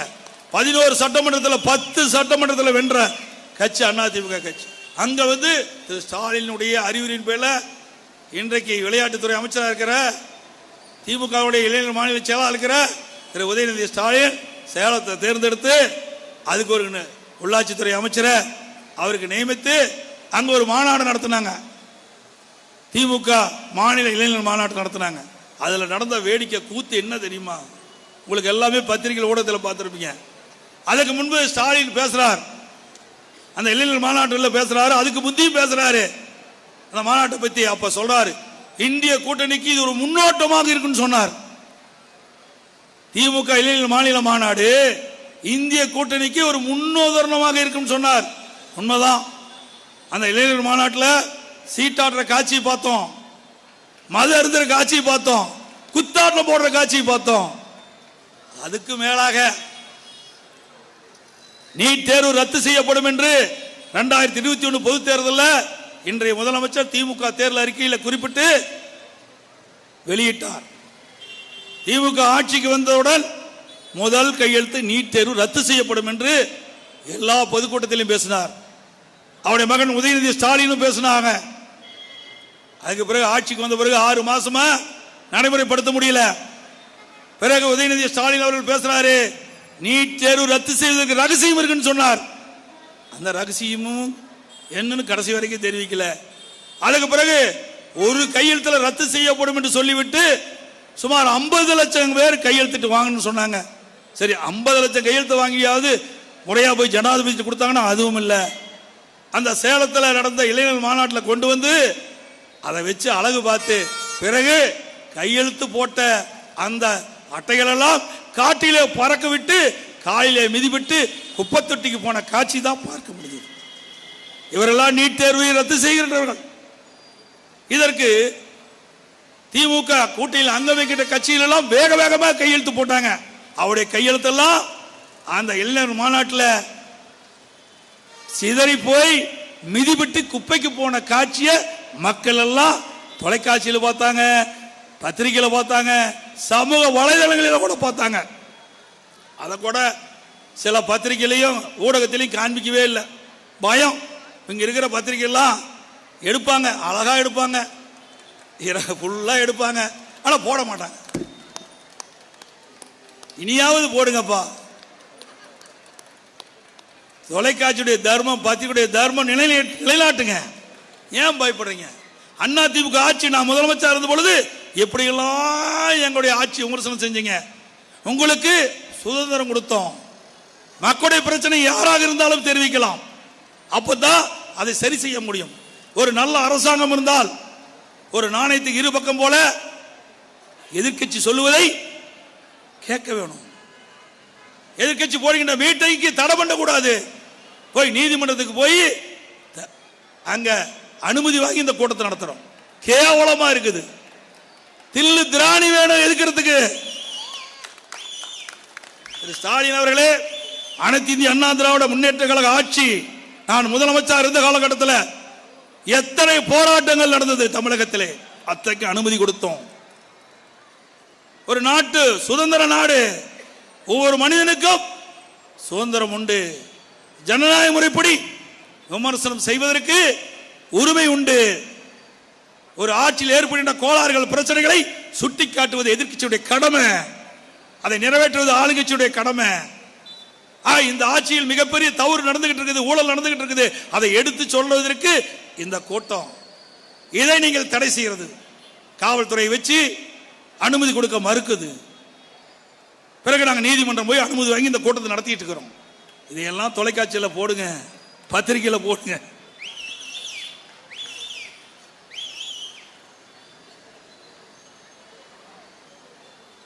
சட்ட ஒழுங்கு அடியோடு சீர்குலைஞ்சு போச்சு. எங்க பார்த்தாலும் போதைப் பொருள், கஞ்சா வைக்காத இடமே இல்லை. இன்னைக்கு தமிழ்நாட்டில் எது கிடைக்குதோ இல்லையோ கஞ்சா தாராளமா கிடைக்குது. கஞ்சா இல்லாத இடமே இல்லை. இந்த அரசாங்கம் வந்த உடனே சொல்லிச்சு கஞ்சாவை ஒழிப்போம் என்று சொன்னாங்க. அப்பொழுது டிஜிபி சைலேந்திர பாபு அவர்கள் டிஜிபியா இருக்கும்போது 2.0 போட்டார், 3.0 போட்டார், 4.0 போட்டார், ஓ போட்டுக்கிட்டே போயிட்டார். கடைசி வரைக்கும் போதைப் பொருள் கட்டுப்படுத்தவே முடியல. 2.0, 3.0, 4.0 அப்படின்னு டிஜிபி போட்டு ஓ போட்டு அவர் ரிட்டையர் ஆகி போயிட்டார். எங்கே பார்த்தாலும் கஞ்சா விற்பனை செய்யப்படுகிறது. இளைஞர்கள் மாணவர்கள் சீரழிகின்ற காட்சி பார்க்கப்படுகிறது. இந்த கஞ்சா போதையில் தான் பல்வேறு குற்ற நிகழ்வுகள் நடந்து கொண்டிருக்கின்றன. கொலை, கொள்ள, திருட்டு, வழிப்பறியில், பாலியல் வன்கொடுமை நடப்பதற்கு காரணம் இந்த கஞ்சா. இங்க கூட சென்னையிலே ஒரு 5 மாதத்துக்கு முன்பு பார்த்தோம். ஒரு கஞ்சா போதையில் இருக்கின்ற இளைஞரை ஒரு 4 காவல்துறை சேர்ந்த காவலர்கள் போய் பிடிக்க போறாங்க. அவன் 8 மார்புல உதைக்கிறான். கேவலம். காவலுடைய நிலையை பாருங்க எப்படி இருக்குது. அதோட சென்னையில் ஒரு பொதுக்கூட்டம் நடந்தது. அந்த பொதுக்கூட்டத்துக்கு பெண் காவலர் சென்றிருந்தாங்க. அந்த பெண் காவலர் இடுப்புல கிள்றான் திமுக காரன். எவ்வளவு அசிங்கம் பாருங்க. அவள் மீது வழக்கு போட 2 நாள் ஆச்சு. இந்த ஆட்சியில் சட்ட ஒழுங்கு நிலைநாட்ட போடுவாங்க. அனைத்து இந்திய அண்ணா திராவிட முன்னேற்ற கழகத்தில் சட்டத்தின் ஆட்சி நடைபெற்றது. நாட்டு மக்கள் பாதுகாப்பா இருந்தாங்க. எங்கே பார்த்தாலும் மாமூல் இல்லாத இடமே இல்லை. மாமூல் கொடுக்கலாம் உடனே மிரட்டல். அண்மையில் கூட ஒரு செய்தி பத்திரிகையில் செய்தித்தாள நான் பார்த்தேன். ஒரு தொழிலதிபரை காரில் ஏற்றி ஊரூரா அழைச்சிட்டு போய் உயர் போலீஸ் அதிகாரிகள் உத்தரவின் பேர்ல 50 கோடி ரூபாய் கை மாறியதாக தகவல். பட்டம் பகல் கொள்ளையை நடக்கின்ற ஆட்சி தான் இந்த ஆட்சி. இதற்கெல்லாம் விடுவு காலம் விரைவில் பிறக்கும். அனைத்து இந்திய அண்ணா திராவிட முன்னேற்ற கழக ஆட்சி மலர்கின்ற பொழுது இதற்கெல்லாம் அவர்கள் பதில் சொல்லி ஆக வேண்டும்.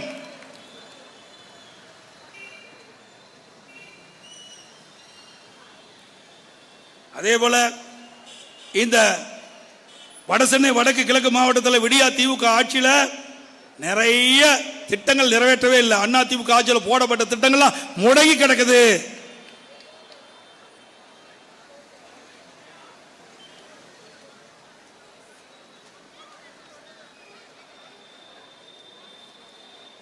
தண்டையார்பேட்டையில் 44 வட்டத்தில் கைலாசபுரம் தமிழ்நாடு நகர்ப்புற வாழ்விட மேம்பாட்டு வாரியத்தில் 392 புதிய குடியிருப்புகள் 44 கோடியில் கட்டுமான பணி முடிவு பெற்று இன்ன வரைக்கும் திறக்கல.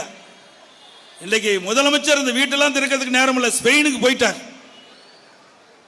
தொழில் முதலீட்டு ஈர்க்க ஸ்பெயின் போயிட்டார். அங்க போய் என்ன பெருந்துறையில் இருக்கிற ஆளுக்கு புரிந்துணர்வு ஒப்பந்தம் போறாரு. அது இங்கேயே சென்னை கூப்பிட்டா புரிந்துணர்வு ஒப்பந்தம் போட்டு போறாங்க. பெருந்துறை இருக்கிற ஆள் அங்க அனுப்பிச்சு அங்க போய் புரிந்துணர்வு ஒப்பந்தம் போட்டு தொழில் முதலீட்டு ஈர்க்கின்ற முதலமைச்சர் தான் இன்றைய முதலமைச்சர் ஸ்டாலின். 39 வட்ட மீனவர் காலனி தமிழ்நாடு நகர்ப்புற வாழ்விட மேம்பாட்டு வாரிய திட்டப்பகுதி பழைய 512 குடியிருப்புகளை இடித்துவிட்டு 56 கோடி மதிப்பீட்டில் புதிய குடியிருப்புகள் கட்டுமான பணி கடந்த 2 வருடம் ஆமை வேகத்தில் நடந்துட்டு இருக்குது. மக்களை பற்றி கவலைப்படாத அரசாங்கம் இன்னைக்கு விடியா திமுக அரசாங்கம். அதே போல தண்டையார்பேட்டை 40 வட்டம் வஉசி நகர் திட்டப்பகுதியில் பழைய குடியிருப்புகளை இடித்துவிட்டு புதிதாக 5000 குடியிருப்புகள் கட்டுவதற்கு அறிவித்துவிட்டு இன்று வரை எவ்வித பூர்வாங்க பணிகளும் மேற்கொள்ளப்படவில்லை. அதே போல அம்மா ஆட்சியில் கொடுங்கையூரில் தலா இந்து முஸ்லீம் மற்றும் கிறிஸ்தவ மதங்களுக்கு அவர்களுக்கு தனித்தனியாக மயான பூமிகள் ஒதுக்கப்பட்டது.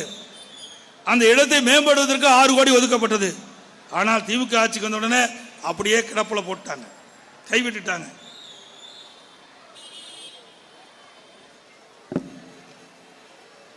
நிறைய இருக்குது.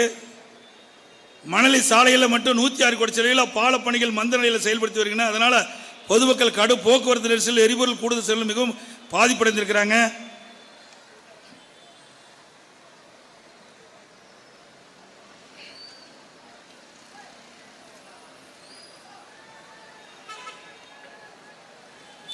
அதேபோல மெட்ரோ ரயில் திட்டம் சென்னை மாநகர மக்கள் போக்குவரத்து நெரிசல் உள்ள ஒரு மாநகரமாக இருக்குது. இந்த போக்குவரத்து நெரிசலை குறைப்பதற்காக மாண்புமிகு புரட்சித் தலைவர் அம்மா இருக்கின்ற பொழுதே பல்வேறு நடவடிக்கை எடுத்தாங்க. அந்த மெட்ரோ ரயில் திட்டத்தை பல்வேறு நடவடிக்கை எடுத்து அந்த பணிகள்லாம் துவங்கப்பட்டு நடந்தது. 2016 சென்னை விமான நிலையம் லிட்டில் மவுண்ட் வரை முதல் மெட்ரோ போக்குவரத்துக்கான மாண்பு அம்மாவில் துவக்கி வச்சாங்க.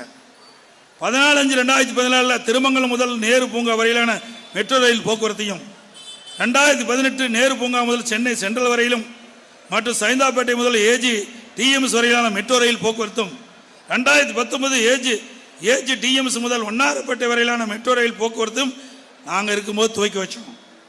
இத்துடன் சென்னை மெட்ரோ ரயில் திட்டம் 1 18,380 கோடி மதிப்பீட்டில் 45 கிலோமீட்டர் நீளமுள்ள மெட்ரோ ரயில் பாதையை அமைத்த அரசாங்கம் அதிமுக அரசாங்கம். அதே போல 2021 திருவட்டூர் விம்கோ நகர் வரையிலான மெட்ரோ ரயில் கட்ட 1 நீடிப்பு வழித்தடத்தினை எனது முன்னிலையில் மாண்பு பாரத பிரதமர் தொடக்கி வச்சாங்க. இதனிடையே 3,770 கோடி மதிப்பீட்டில் 9 கிலோமீட்டர் நீளமுள்ள நீடிப்பு முழுவடைந்து மெட்ரோ ரயில் கட்டம் 1 மக்கள் பயன்பாட்டிற்கு முழுமையாக வந்தது. கிட்டத்தட்ட ஏற்கனவே 45 கிலோமீட்டர், இப்போ 54 கிலோமீட்டர் மெட்ரோ ரயில் பாதையை அமைச்ச அரசாங்கம் அதிமுக அரசாங்கம். அதுக்கு பிறகு இன்றைக்கு 21/11/2020 அன்று அப்பொழுது இருந்த அதிமுக அரசாங்கத்தில் மாண்புமிகு மத்திய உள்துறை அமைச்சர் அவர்களை அழைத்து வந்து இன்றைக்கு கலைவார் அரங்கில் கட்டம் 2 மெட்ரோ ரயில் திட்டத்தை நடைமுறைப்படுத்துவதற்காக ஒரே திட்டத்துக்கு 63,246 கோடி ஒதுக்கி இந்தியாவிலேயே சாதனை படைத்த அரசாங்கம் அதிமுக அரசாங்கம். இதுவரைக்கும் ஒரு திட்டத்திற்கு இவ்வளவு தொகை ஒதுக்கிட்டதே கிடையாது. இந்திய வரலாற்றிலேயே தமிழ்நாட்டில் மெட்ரோ ரயில் கட்டம் 2வது பணி அதிமுக அரசுல இவ்வளவு நிதியில ஒதுக்கீடு செய்து அரசாங்கம் அதிமுக அரசாங்கம். அந்த பணி தான் இப்ப நடந்துகிட்டு இருக்குது.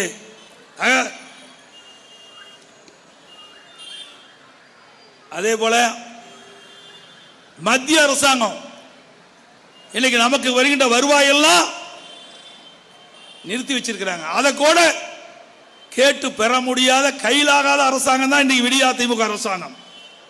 மத்திய அரசு தனது வருவாயில் 41% மாநிலங்களுக்கு பகிர்ந்து அளிக்க வேண்டும்.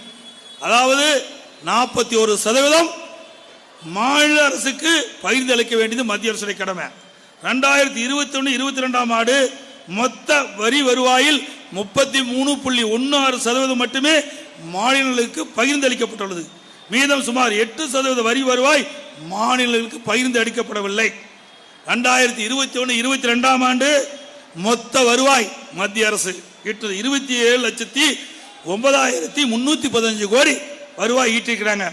மாநிலங்களுக்கு பகிர்ந்து அளிக்கப்பட வேண்டிய வருவாய் 8,98,392 41% என்று எடுத்துக்கொண்டால், ஆனால் அது 33.1.6% தான் கொடுத்திருக்கிறாங்க. 33.16% தான் இன்றைக்கு பகிர்ந்து அளிக்கப்பட்ட வருவாய் 8,98,392 கோடி.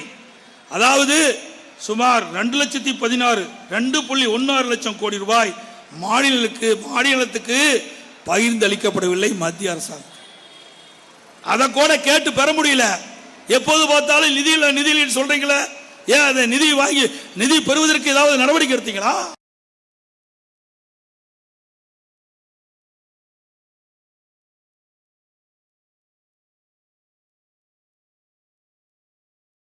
வருகின்ற வருவாயா கேட்டு பெறல. ஏன் உங்களுக்கு 38 நாடாளுமன்ற உறுப்பினர்கள் கூட்டணி சேர்த்தி நீங்க நாடாளுமன்றத்தில் குரல் கொடுக்க வேண்டியதானே? இன்னைக்கு மாநிலத்துக்கு 41% இன்னைக்கு வருவாய் பகிர்ந்து அளிக்கப்பட வேண்டும். ஆனா 33.16% தான் பகிர்ந்து அளிச்சிருக்கிறீங்க. மீதி எங்களுக்கு வர வேண்டிய மத்திய அரசிலிருந்து வர வேண்டிய அந்த வருவாயை கொடுங்கன்னு கேட்பதற்கு என்ன பயம்? தில்லு திராணி வேணுங்க. எதுக்குமே இந்த ஆட்சியில் அதெல்லாம் பார்க்க முடியாது. மத்திய அரசு போராடி வாதாடி இந்த நிதியை பெற்றிருந்தா நிதி பற்றாக்குறை ஏற்பதற்கு வாய்ப்பு இல்லாம போயிருக்கும். அதையும் செய்த தவறிய அரசாங்கம் தான் விடியா திமுக அரசு. அது மட்டுமல்ல, இன்றைக்கு மத்திய அரசு பெட்ரோல் டீசல் விலை உயர்த்திக்கிட்டே இருக்குது. மத்தியில் ஆட்சி வருவதற்கு முன்பு 55 ரூபாய் இருந்தது டீசல் விலை. என்னை கிட்டத்தட்ட 95 ரூபாய் நினைக்கிறேன். பெட்ரோல் டீசல் விலை அவ்வப்போது உயர்த்திக்கிட்டே வந்துட்டாங்க. மத்திய அரசு உடனடியாக பெட்ரோல் டீசல் விலை குறைக்க வேணும். ஏனால் பெட்ரோலை ஏழை எளிய நடுத்தர மக்கள் இருசக்கர வாகனத்துக்கு அதிகமாக பயன்படுத்துறாங்க. அதனால மக்கள் பாதிக்கப்படுறாங்க. அதே போல டீசல் விலை உயர்வு, இந்த டீசல் விலை 40 ரூபா ஒரு லிட்டருக்கு உயர்ந்தா இன்றைக்கு பல வாகனத்தின் மூலமாகத்தான், சரக்கு வாகனத்தின் மூலமாக தான் அத்தியாவசிய பொருள் ஆங்காங்கே வந்து கொண்டிருக்கின்றன. அப்படி லாரி மூலமாக அத்தியாவசிய பொருள் வருகின்ற பொழுது டீசல் விலை உயர்ந்தால் வாடகை, லாரி வாடகை உயர்கிறது. அப்படி லாரி வாரி உயர்கின்ற பொழுது அங்கே வருகின்ற சரக்கு கட்டணம் உயர்கிறது. அந்த சரக்கை அங்காக இருக்கின்ற பொதுமக்கள் அத்தியாவசிய பொருள் வாங்கின்ற பொழுது மத்திய அரசு உயர்த்துகின்ற டீசல் உயர்த்துகின்ற பொழுது, அந்த டீசல் விலை உயர்த்துகின்ற பொழுது சாதாரண மக்கள் தலையிலே வந்து விடுகிறது. மத்திய அரசு டீசல் விலை உயர்த்துகின்ற பொழுது சாதாரண மக்கள் பாதிக்கப்படுகிறாங்க. ஆகவே மத்திய அரசு இந்த மக்களுடைய எண்ணங்களை புரிந்து கொண்டு, மக்களுடைய கஷ்டங்களை புரிந்து கொண்டு, பெட்ரோலுக்கு 15 ரூபா, ஒரு லிட்டருக்கு 15 ரூபா விலை குறைக்க வேணும். டீசலுக்கு விலைவாசி குறைக்க வேண்டும் என்று சொன்னால், விலைவாசி கட்டுப்பாட்டுக்குள் வைக்க வேண்டும் என்று சொன்னால், சரக்கு கட்டண வாடகை குறைக்க வேண்டும் என்று சொன்னால், ஒரு லிட்டர் டீசலுக்கு 15 ரூபாய் விலை குறைக்கப்பட வேண்டும். அண்மையில் பத்திரிகையில் ஊடகத்திலும் பார்த்தோம், ரஷ்யாவிலிருந்து கச்சா எண்ணெய் குறைந்த விலையில இறக்குமதி செய்யறேன்னு சொல்றீங்க. அப்படி குறைந்த விலையில இறக்குமதி செய்கின்ற பொழுது ஏன் டீசல் விலை குறைக்க மாட்டேங்கிறீங்க, பெட்ரோல் விலை குறைக்க மாட்டேங்கிறீங்க? இதை மக்களுடைய கஷ்டங்களை புரிந்து மத்திய அரசு உடனடியாக இதை குறைக்க வேண்டும் என்று இந்த நேரத்தில் கேட்க வருகிறேன். அதே போல திரு ஸ்டாலின் அமைச்சரவையில் இருக்கின்ற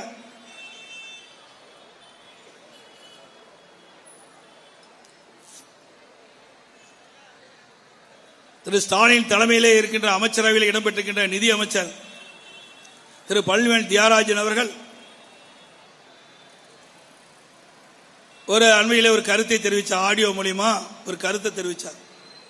அதில் அவர் குறிப்பிட்டது 30,000 கோடியை வைத்துக் கொண்டு திரு சபரீசனும் திரு உதயநிதி ஸ்டாலின் அவர்களும் என்ன செய்வது என்று திண்டாடி கொண்டிருக்கின்ற செய்தியை வெளியிட்டாங்க. திரு சபரீஸ்வரன் திரு ஸ்டாலினுடைய மருமகன், திரு உதயநிதி ஸ்டாலின் அவர்கள் திரு ஸ்டாலினுடைய மகன். 2 பேர்களுடைய பெயரை குறிப்பிட்டு ஒரு நிதியமைச்சர், திமுக அமைச்சர் நிதியமைச்சர் குறிப்பிடுகின்றார். 30,000 கோடி ஊழல், 2 ஆண்டு காலமாக ஊழல் செய்து சம்பாதித்து அந்த பணத்தை என்ன செய்வது என்று தெரியாமல் திண்டாடி கொண்டு செய்தியை வெளியிட்டவர் நிதியமைச்சர். அந்த பணத்தை தான் இன்றைக்கு முதலீடு செய்ய துபாய்க்கு போனாரு, இன்றைக்கு ஸ்பெயினுக்கு போயிருக்கார். முதலீடு ஈர்க்க போல, முதலீடு செய்ய போயிருக்கிறார். அப்படிதான் மக்கள் பேசிக்கிறாங்க. எங்களுக்கு கிடைத்த செய்தி அதுதான். உடனே இங்க இருக்கிற அமைச்சர் சொல்றார், நீங்கள் தானே வெளிநாட்டுக்கு போனீங்க, நானும் வெளிநாட்டுக்கு போனேன், தொழில உண்மையா முதலீட்டை ஈர்த்து வந்தேன், நீங்க அப்படி இல்லையே, உங்களுடைய நிதி அமைச்சர் தானே சொன்னாரு 30,000 கோடி ஊழல் செய்து சம்பாரிச்சு பணத்தை வைத்து என்ன செய்வது என்று தெரியாம திரு சபரீசனும் திரு உதயநிதி ஸ்டாலின் அவர்களும் திண்டாடி கொண்டு செய்தியை உங்களுடைய அமைச்சர் தான்ப்பா சொன்னாரு. அப்படி 30,000 கோடிய அங்கங்க முதலீடு செய்வதற்கு தான் துபாய் போறீங்க, ஸ்பெயின் போறீங்க. ஏன் இப்ப அண்மையில் தானே தொழில் முதலீட்டார் மாநாடு நடந்தது, அந்த மாநாட்டிலே புரிந்துணர்வு ஒப்பந்தம் போட்டுக்கலாம்ல.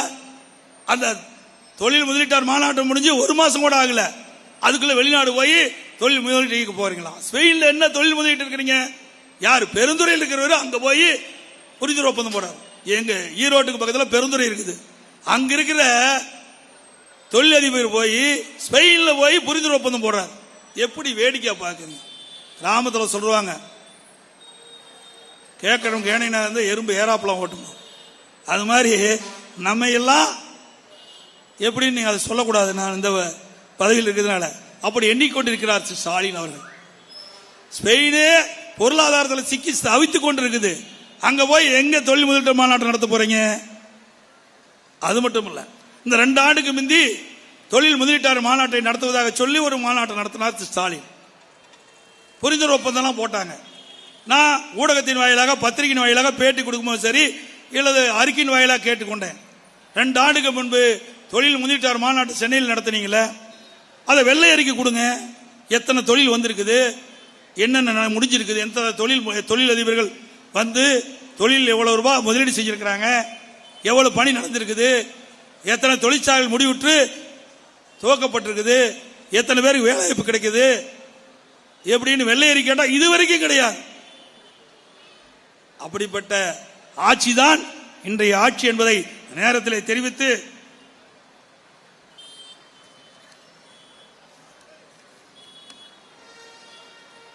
இப்போ புதுசாக கண்டுபிடிச்சிட்டாரு. இன்றைக்கு எல்லா கலெக்டரும் கிராமத்தில் போய் காலையில் 9 மணி இருந்து அடுத்த நாள் காலையில் 9 மணி வரைக்கும் தங்கியிருந்து அங்கே இருக்கிற மக்களை பார்த்து மனு வாங்கி குறைகளை தீர்க்க வேணுமா. உங்களை தேடி உங்கள் ஊரில் பேர் அழகா இருக்குது. இதெல்லாம் ஸ்டிக்கர் ஒட்டி நாம கொண்டு வந்த திட்டத்தை ஸ்டிக்கர் ஒட்டி இவர்கள் நடத்திட்டு இருக்கிறாங்க.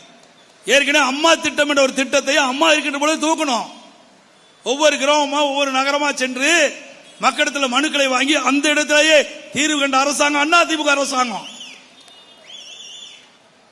இன்றைக்கு கலெக்டர் தான் அனுப்பிச்சிருக்காரு, அமைச்சர் எல்லாம் அனுப்பல. அமைச்சர் மேல நம்பிக்கை இல்ல, இது அரசாங்கத்திற்கு அமைச்சர் மீது நம்பிக்கை இல்ல.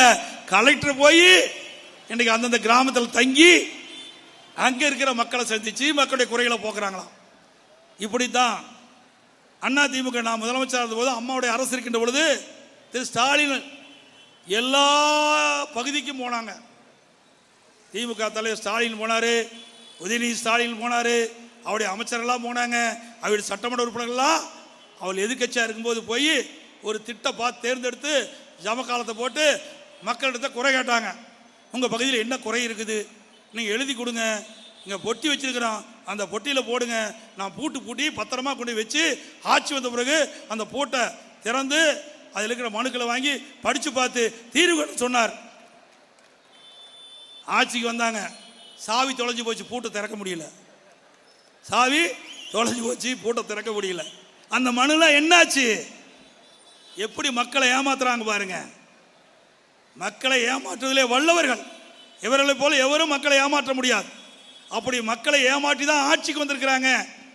அதுக்கு மேல ஒன்று சொன்னார், உங்கள் மனுவுக்கு தீர்வு காணவிட்டால் நேரடியாக கோட்டைக்கு வாங்க, என்னுடைய கதவு திறந்தே இருக்கும், நேராக என்னை வந்து பார்க்கலான்னு. எத்தனை பேர் உங்களை வந்து பார்த்துட்டு போயிருக்கிறாங்க? எம்எல்ஏவே பார்க்க முடியல, திமுக எம்எல்ஏவே பார்க்க முடியல. அப்படிப்பட்ட நிலைமை தான் தமிழகத்தில் நிலவிக் கொண்டிருக்கின்றது. அதோட திமுக தேர்தல் அறிக்கை 520 அறிவிப்புகளை வெளியிட்டாங்க. அதில் 1-2 மட்டும் நிறைவேற்றிட்டு இப்போ இருக்கிற முதலமைச்சர் திராவிட முன்னேற்ற கழக தலைவர் குறிப்பிடுகிறார், அதனுடைய திமுக அமைச்சர் குறிப்பிடுறாங்க, திமுக தலைவர் குறிப்பிடுறாங்க. 98% நிறைவேற்றப்பட்டதான். திமுக தேர்தல் அறிக்கையில் குறிப்பிட்டதில் 98% நிறைவேற்றப்பட்டதா ஒரு பச்சை பொய்ய சொல்லுகின்ற முதலமைச்சர் இன்றைக்கு முதலமைச்சர். என்ன சொன்னாங்க? ஆட்சிக்கு வருவதற்கு முன் தேர்தல் அறிக்கையில் என்ன குறிப்பிட்டாங்க? அனைத்து குடும்ப தலைவர்களுக்கும் மாதந்தோறும் 1000 ரூபாய் உரிமை தொகை கொடுக்க வேண்டும். சொன்னது நீங்க, அறிக்கை விட்டது நீங்க, அதன்படி நடந்து கொள்ள வேணும்ல? கொடுக்கப்பட்ட வாக்குறுதி நிறைவேற்ற வேணும்ல? இல்ல. ஆட்சிக்கு வந்த பிறகு தகுதியானவர்களுக்கு, தகுதியான குடும்ப தலைவிக்கு 1000 ரூபாய் உதவித்தொகை வழங்கப்படுவோமா? அப்படியே அந்தர்பல்ட். இரண்டாவது, நகர பேருந்துகள் மகளிருக்கு கட்டணம் இல்லாம பயணம் செய்யலாம்னு சொல்லி ஒரு அறிவிப்பு வெளியிட்டாங்க. பிறகு ஆட்சிக்கு வந்தாங்க. ஆட்சிக்கு வந்த பிறகு முன்னாடியும் பின்னாடியும் பிங்க் கலர் பெயிண்ட் அடிச்சு அனுப்பிச்சிட்டாங்க. அந்த பேருந்தில் ஏறினா தான் மகளிர் கட்டணம் இல்லாமல் பயணம் செய்யலாம். மற்ற பேருந்தில், நகர பேருந்தில் ஏறினா கட்டணம் செலுத்த வேணும். அது ஒரு வழித்தடத்தில் 4 பேருந்து இயக்கிட்டு இருந்தா ஒரு பேருந்து தான் இந்த முன்னாடியும் பின்னாடியும் பிங்க் கலர் அடித்து விட்டுருக்கிறாங்க. ஆக எப்படியெல்லாம் மக்களை ஏமாற்றுகிறார் என்பதை நீங்கள் சிந்தித்து பார்க்க வேண்டும். ஆட்சியில் வருவதற்கு முன்பு ஒரு நிலைப்பாடு, ஆட்சிக்கு வந்த பிறகு ஒரு நிலைப்பாடு. இரட்டை வேடம் போடுகின்ற ஒரே கட்சி திமுக ஆட்சி தான், திராவிட ஆட்சி. ஆகவே சிந்திக்க வேண்டும். வருகின்ற நாடாளுமன்ற தேர்தல் வருகிறது. இந்த நாடாளுமன்ற தேர்தலில் திமுக ஒரு கூட்டணி அமைச்சிருக்கிறாங்க. இந்தியா கூட்டணின்னு ஒரு கூட்டணி அமைச்சிருக்கிறாங்க. இந்திய கூட்டணி அமைச்சதே என்னமோ, என்னைக்கு ஸ்டாலினுடைய ராசி அப்படி போனதற்கு ராகுல் தான் பிரைம் மினிஸ்டர் சொன்னார். அந்த கட்சி ஏற்கனவே வெற்றி பெற்ற இடத்தோட குறைந்த இடத்துல வெற்றி பெற்று எதிர்க்கட்சி அந்தஸ்தே இழந்துட்டது. ஸ்டாலின் முன்மொழிந்த காரணத்தினால காங்கிரஸ் எதிர்க்கட்சி அந்தஸ்தை இழந்துட்டது. இப்பொழுது இந்தியா கூட்டணி வலுவா இருக்குதான். எங்கப்பா வலுவா இருக்குது? ஒவ்வொருத்தரா பிடிக்கிட்டு போயிட்டு இருக்கிறாங்க. இந்தியா கூட்டணி ஆட்சிக்கு வருமா? ஒருபோதும் இந்தியா கூட்டணி ஆட்சிக்கு இருக்கிற வாய்ப்பே கிடையாது. ஏன்னா இந்தியா கூட்டணி ஆட்சிக்கு வந்தால் தானே கொள்ளையடிக்க முடியும். இந்த திமுக வெற்றி பெறுவது நிச்சயம் வெற்றி பெற முடியாது. ஆனால் இவருடைய கற்பனை வெற்றி பெற்று வந்தால் நல்ல இலாக்கா வாங்கி கொள்ளையடிக்கலாம் மத்தியில் அப்படின்னு திட்டம் போட்டு தான் இந்தியா கூட்டணி. இந்தியா கூட்டணி எப்பொழுது பார்த்தாலும் பேசி கொண்டிருக்கின்றார். இவர் பேச பேச ஒவ்வொரு கட்சியாக விலகி போயிட்டு இருக்குது. அது மட்டுமல்ல, மத்தியில் ஆட்சியில் இருக்கும்போது 12 ஆண்டு காலம் மத்தியில் ஆட்சி அதிகாரத்தில் இருந்தாங்க திமுக.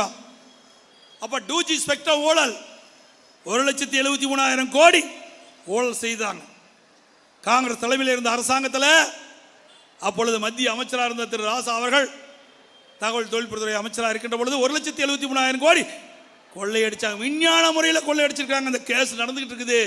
அப்போ வரும்போது பல பேர் சிறைக்க போகின்ற சூழ்நிலை இருக்கும். இன்றைக்கு இது விடியா திமுக அரசு. அவர்களெல்லாம் திமுக ஆட்சியில் அமைச்சராக இருந்த பொழுது அம்மா இருக்கின்ற பொழுது வழக்கு தொடர்ந்து அந்த வழக்கு முடிவு பெற்று இன்றைக்கு அமைச்சருக்கு சிறை தண்டனை கிடைச்சிருக்கு. ஒரு அமைச்சருக்கு உச்ச நீதிமன்றம் நாடி இருக்கார். இன்னும் பல அமைச்சர்கள் சிறைக்கு போக இருக்கிறாங்க. பல அமைச்சர் மீது வழக்கு இருக்குது, நீதிமன்றத்தில் நடந்துகிட்டு இருக்குது. எங்களை பார்த்து ஊழல் ஊழல் என்று சொல்லிக் கொண்டிருக்கின்ற திரு ஸ்டாலின் அவர்களே, உங்களை அமைச்சரில் சட்டமன்றத்தில் முன் இருக்கின்ற அமைச்சர் பாதி பேர் எங்கே இருப்பார்கள் என்று 6 மாதம் கழித்து பாருங்க. அதோட அண்ணா திமுக இருந்து பல கட்சிக்கு போன ஒரு அமைச்சர் 5 கட்சிக்கு போயிருக்கார். இப்போ ஜெயிலில் இருக்கிறார். யாருன்னு உங்களுக்கு தெரியும். ஒரு பாட்டிலுக்கு 10 ரூபா வாங்கின அமைச்சர். ஒரு பாட்டிலுக்கு 10 ரூபா. ஒரு நாளைக்கு 1 கோடி பாட்டில் விற்குது. அப்படிலாம் ஒரு நாளைக்கு 10 கோடி வருது. அப்படிலாம் மாதம் 300 கோடி, வருஷம் 3600 கோடி கொள்ளை அடித்த அமைச்சர் இருக்க வேண்டிய இடத்துல இருக்கிறார். இப்படி தான் இப்போ இருக்கிற அமைச்சர்கள்லாம் விரைவில் எங்கே போவாங்களோ அங்கே போவாங்க. என்னென்ன ஆட்டம் போடுறாங்க. கொஞ்சம் ஆட்டமா? என் மீது பல்வேறு பழியில சுமத்துனாங்க. உச்ச நீதிமன்றம் வரை போய் நிரபராதி என்று நிரூபித்து வந்தவன் நான். உங்களை போய் 5 வாய்தா வாங்கல, துணிச்சலோடு என்னுடைய வழக்கை சந்தித்தேன். நீதிமன்றத்தின் மூலமாக நிரபராதி என்று தீர்ப்பை பெற்று வந்த இதுதான் அதிமுக. இன்றைக்கு வேண்டும் என்ற பொய் வழக்கு போடுவது அதிமுக கட்சிக்காரன் மீது.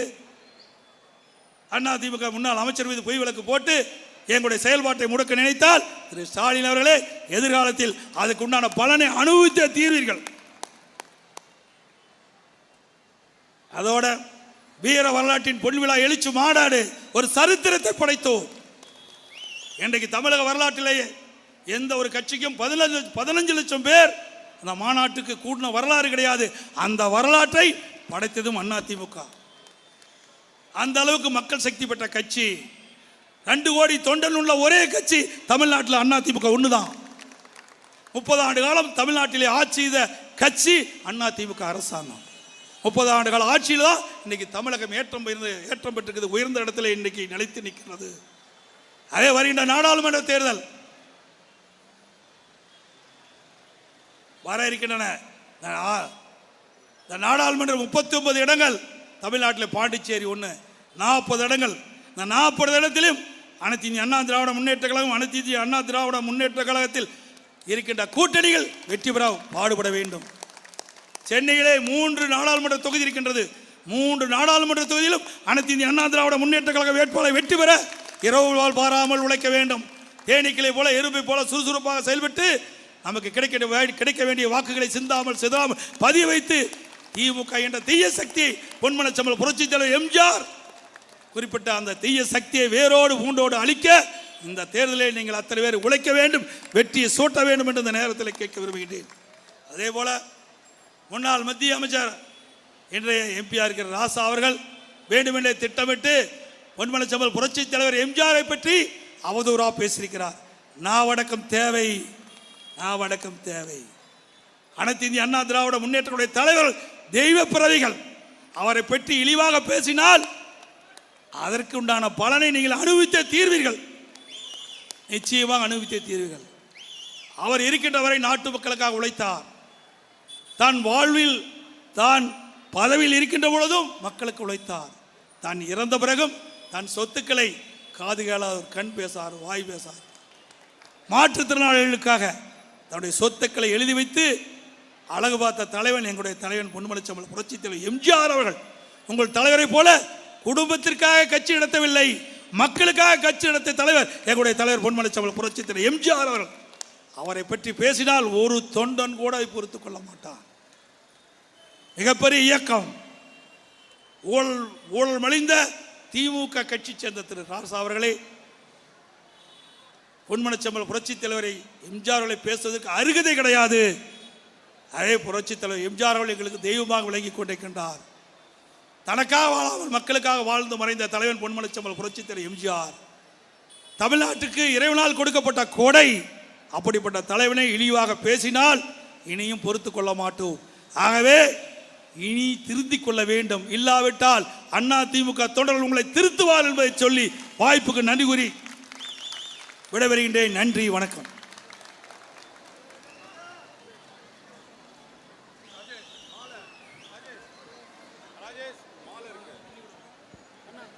இப்போ எல்லாம் உட்காருங்கப்பா, அப்படியே உட்காருங்கப்பா, அமைதியாக உட்காருங்க அண்ணா, உட்காருங்க அண்ணா, நான் உட்காருங்க உட்காருங்க.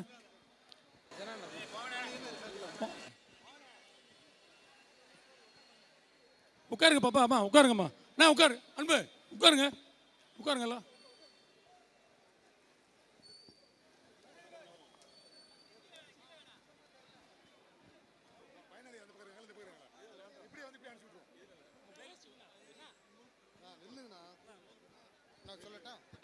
இப்பொழுது பொதுச் செயலாளர் அவர்களுக்கு மாவட்ட கழகத்தினுடைய ஆற்றல் மிகு செயலாளர் அண்ணா அவர்கள் நினைவு பரிசை வழங்குவார்கள்.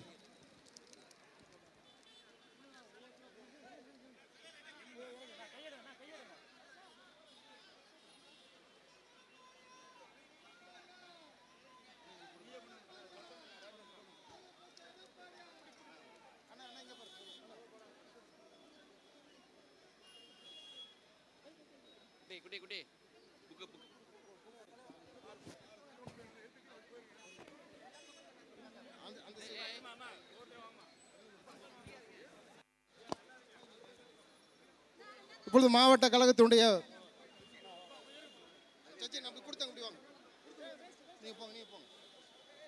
மாவட்ட கழகத்தினுடைய பொருளாளர் அண்ணன் கணேசன் அவர்கள் நினைவு பரிசை வழங்குவார்கள்.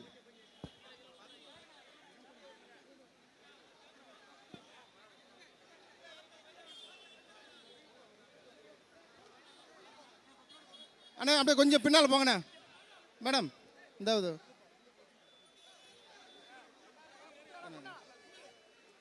ஆர்கே நகர் தெற்கு பகுதி கழகத்தினுடைய செயலாளர் அண்ணன் நித்யானந்தம் அவர்கள் நினைவு பரிசை வழங்குவார்கள்.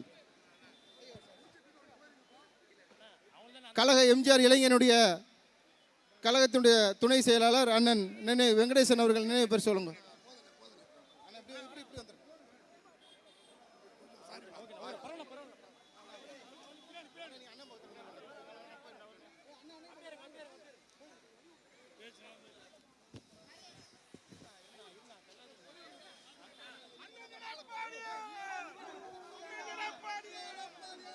மாவட்ட கழக செயலாளர் அவர்கள் கழக பொதுச் செயலாளர் அவர்களுக்கு மாலை அணிவித்து மரியாதை செலுத்துவார்.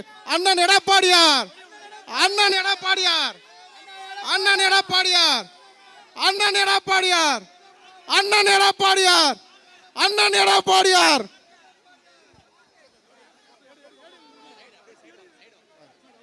அங்கே போயிருமாங்கண்ணா.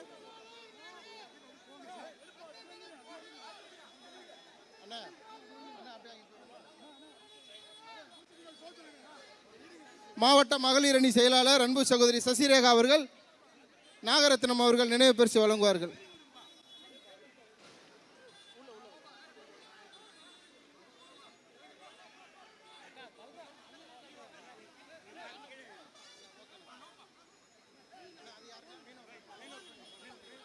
கழகத்தினுடைய ஆர்கே மீனவ மக்கள் சார்பாக கழகத்தினுடைய பொதுச் செயலாளர் அவர்களுக்கு நினைவு பரிசை இப்போது வழங்குவார்கள்.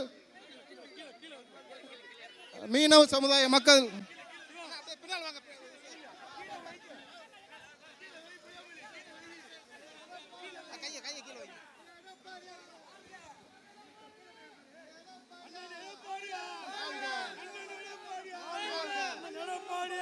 வாழ்க வாழ்க அண்ணன் எடப்பாடியார்.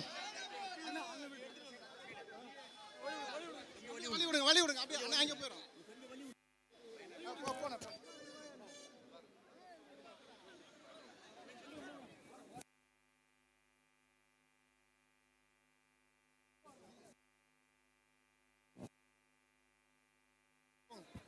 கொடுத்துட்டு அப்படியே போங்க.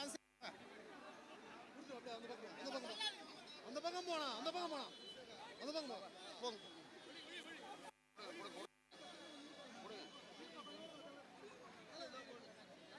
வேண்டாம் வேண்டாம் வேண்டாம் வேண்டாம் வேண்டாம். ஓகே வேண்டாம். கொடுத்தவங்க அப்படியே நகருங்க. அப்படியே கொஞ்சம் வழி விடுங்க. அப்படியே போங்க. கொடுத்தவங்க வழி விடுங்க. கொடுத்தவங்க அப்படியே போயிடுங்க.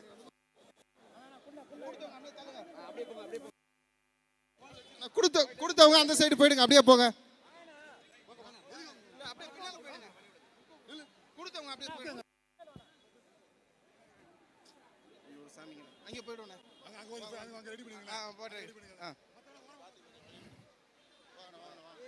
அண்ணா கொஞ்சம் வழி விடுங்க.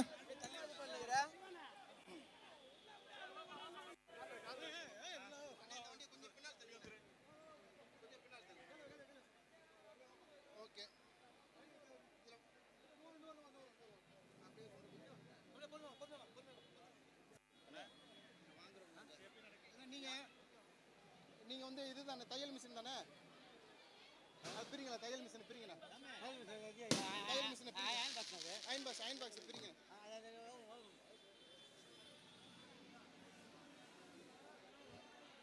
அண்ணா இப்படி வந்துருக்கு. தள்ளி விடுவாங்க.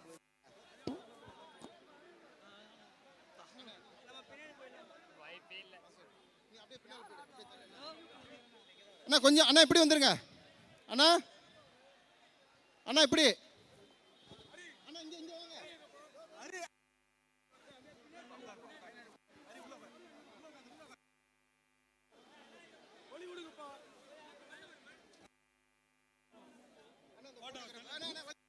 அண்ணா போட்டோ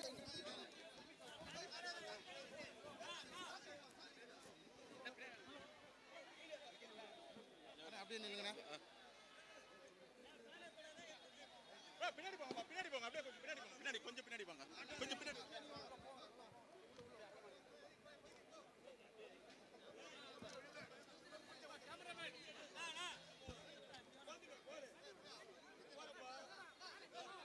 கழகத்துடைய பொதுச் செயலாளர் அவர்கள் இப்பொழுது 3 சக்கர ஆட்டோ அவர்களை நலத்திட்ட உதவி வழங்குகிறார்கள்.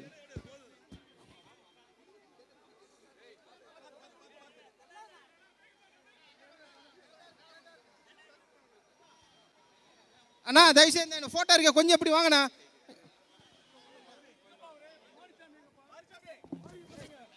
மாரியப்பன் வாங்க இங்க வாங்க.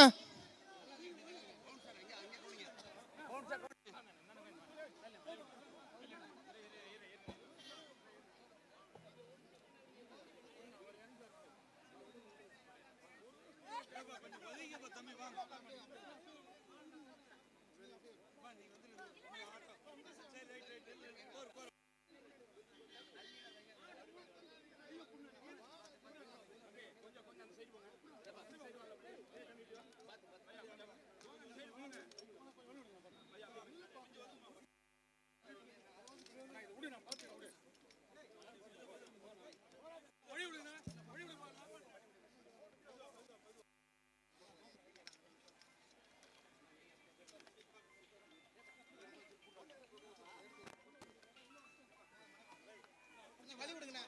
இந்த மீடியா எல்லாம் இங்க இருக்க கேமரா எல்லாம் மறைக்க.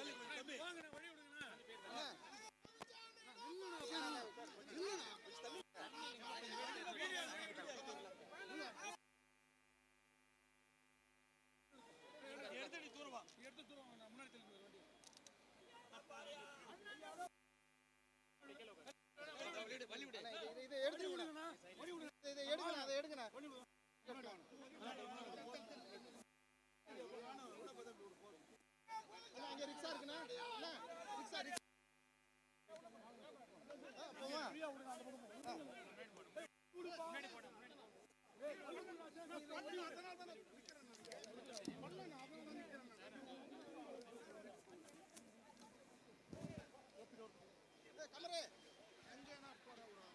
அங்க சிவப்பு கலர் போன் வச்சிருக்காரு அவர் போட்டோ நிறைய எடுத்து டக்குன்னு அண்ணே விட்டு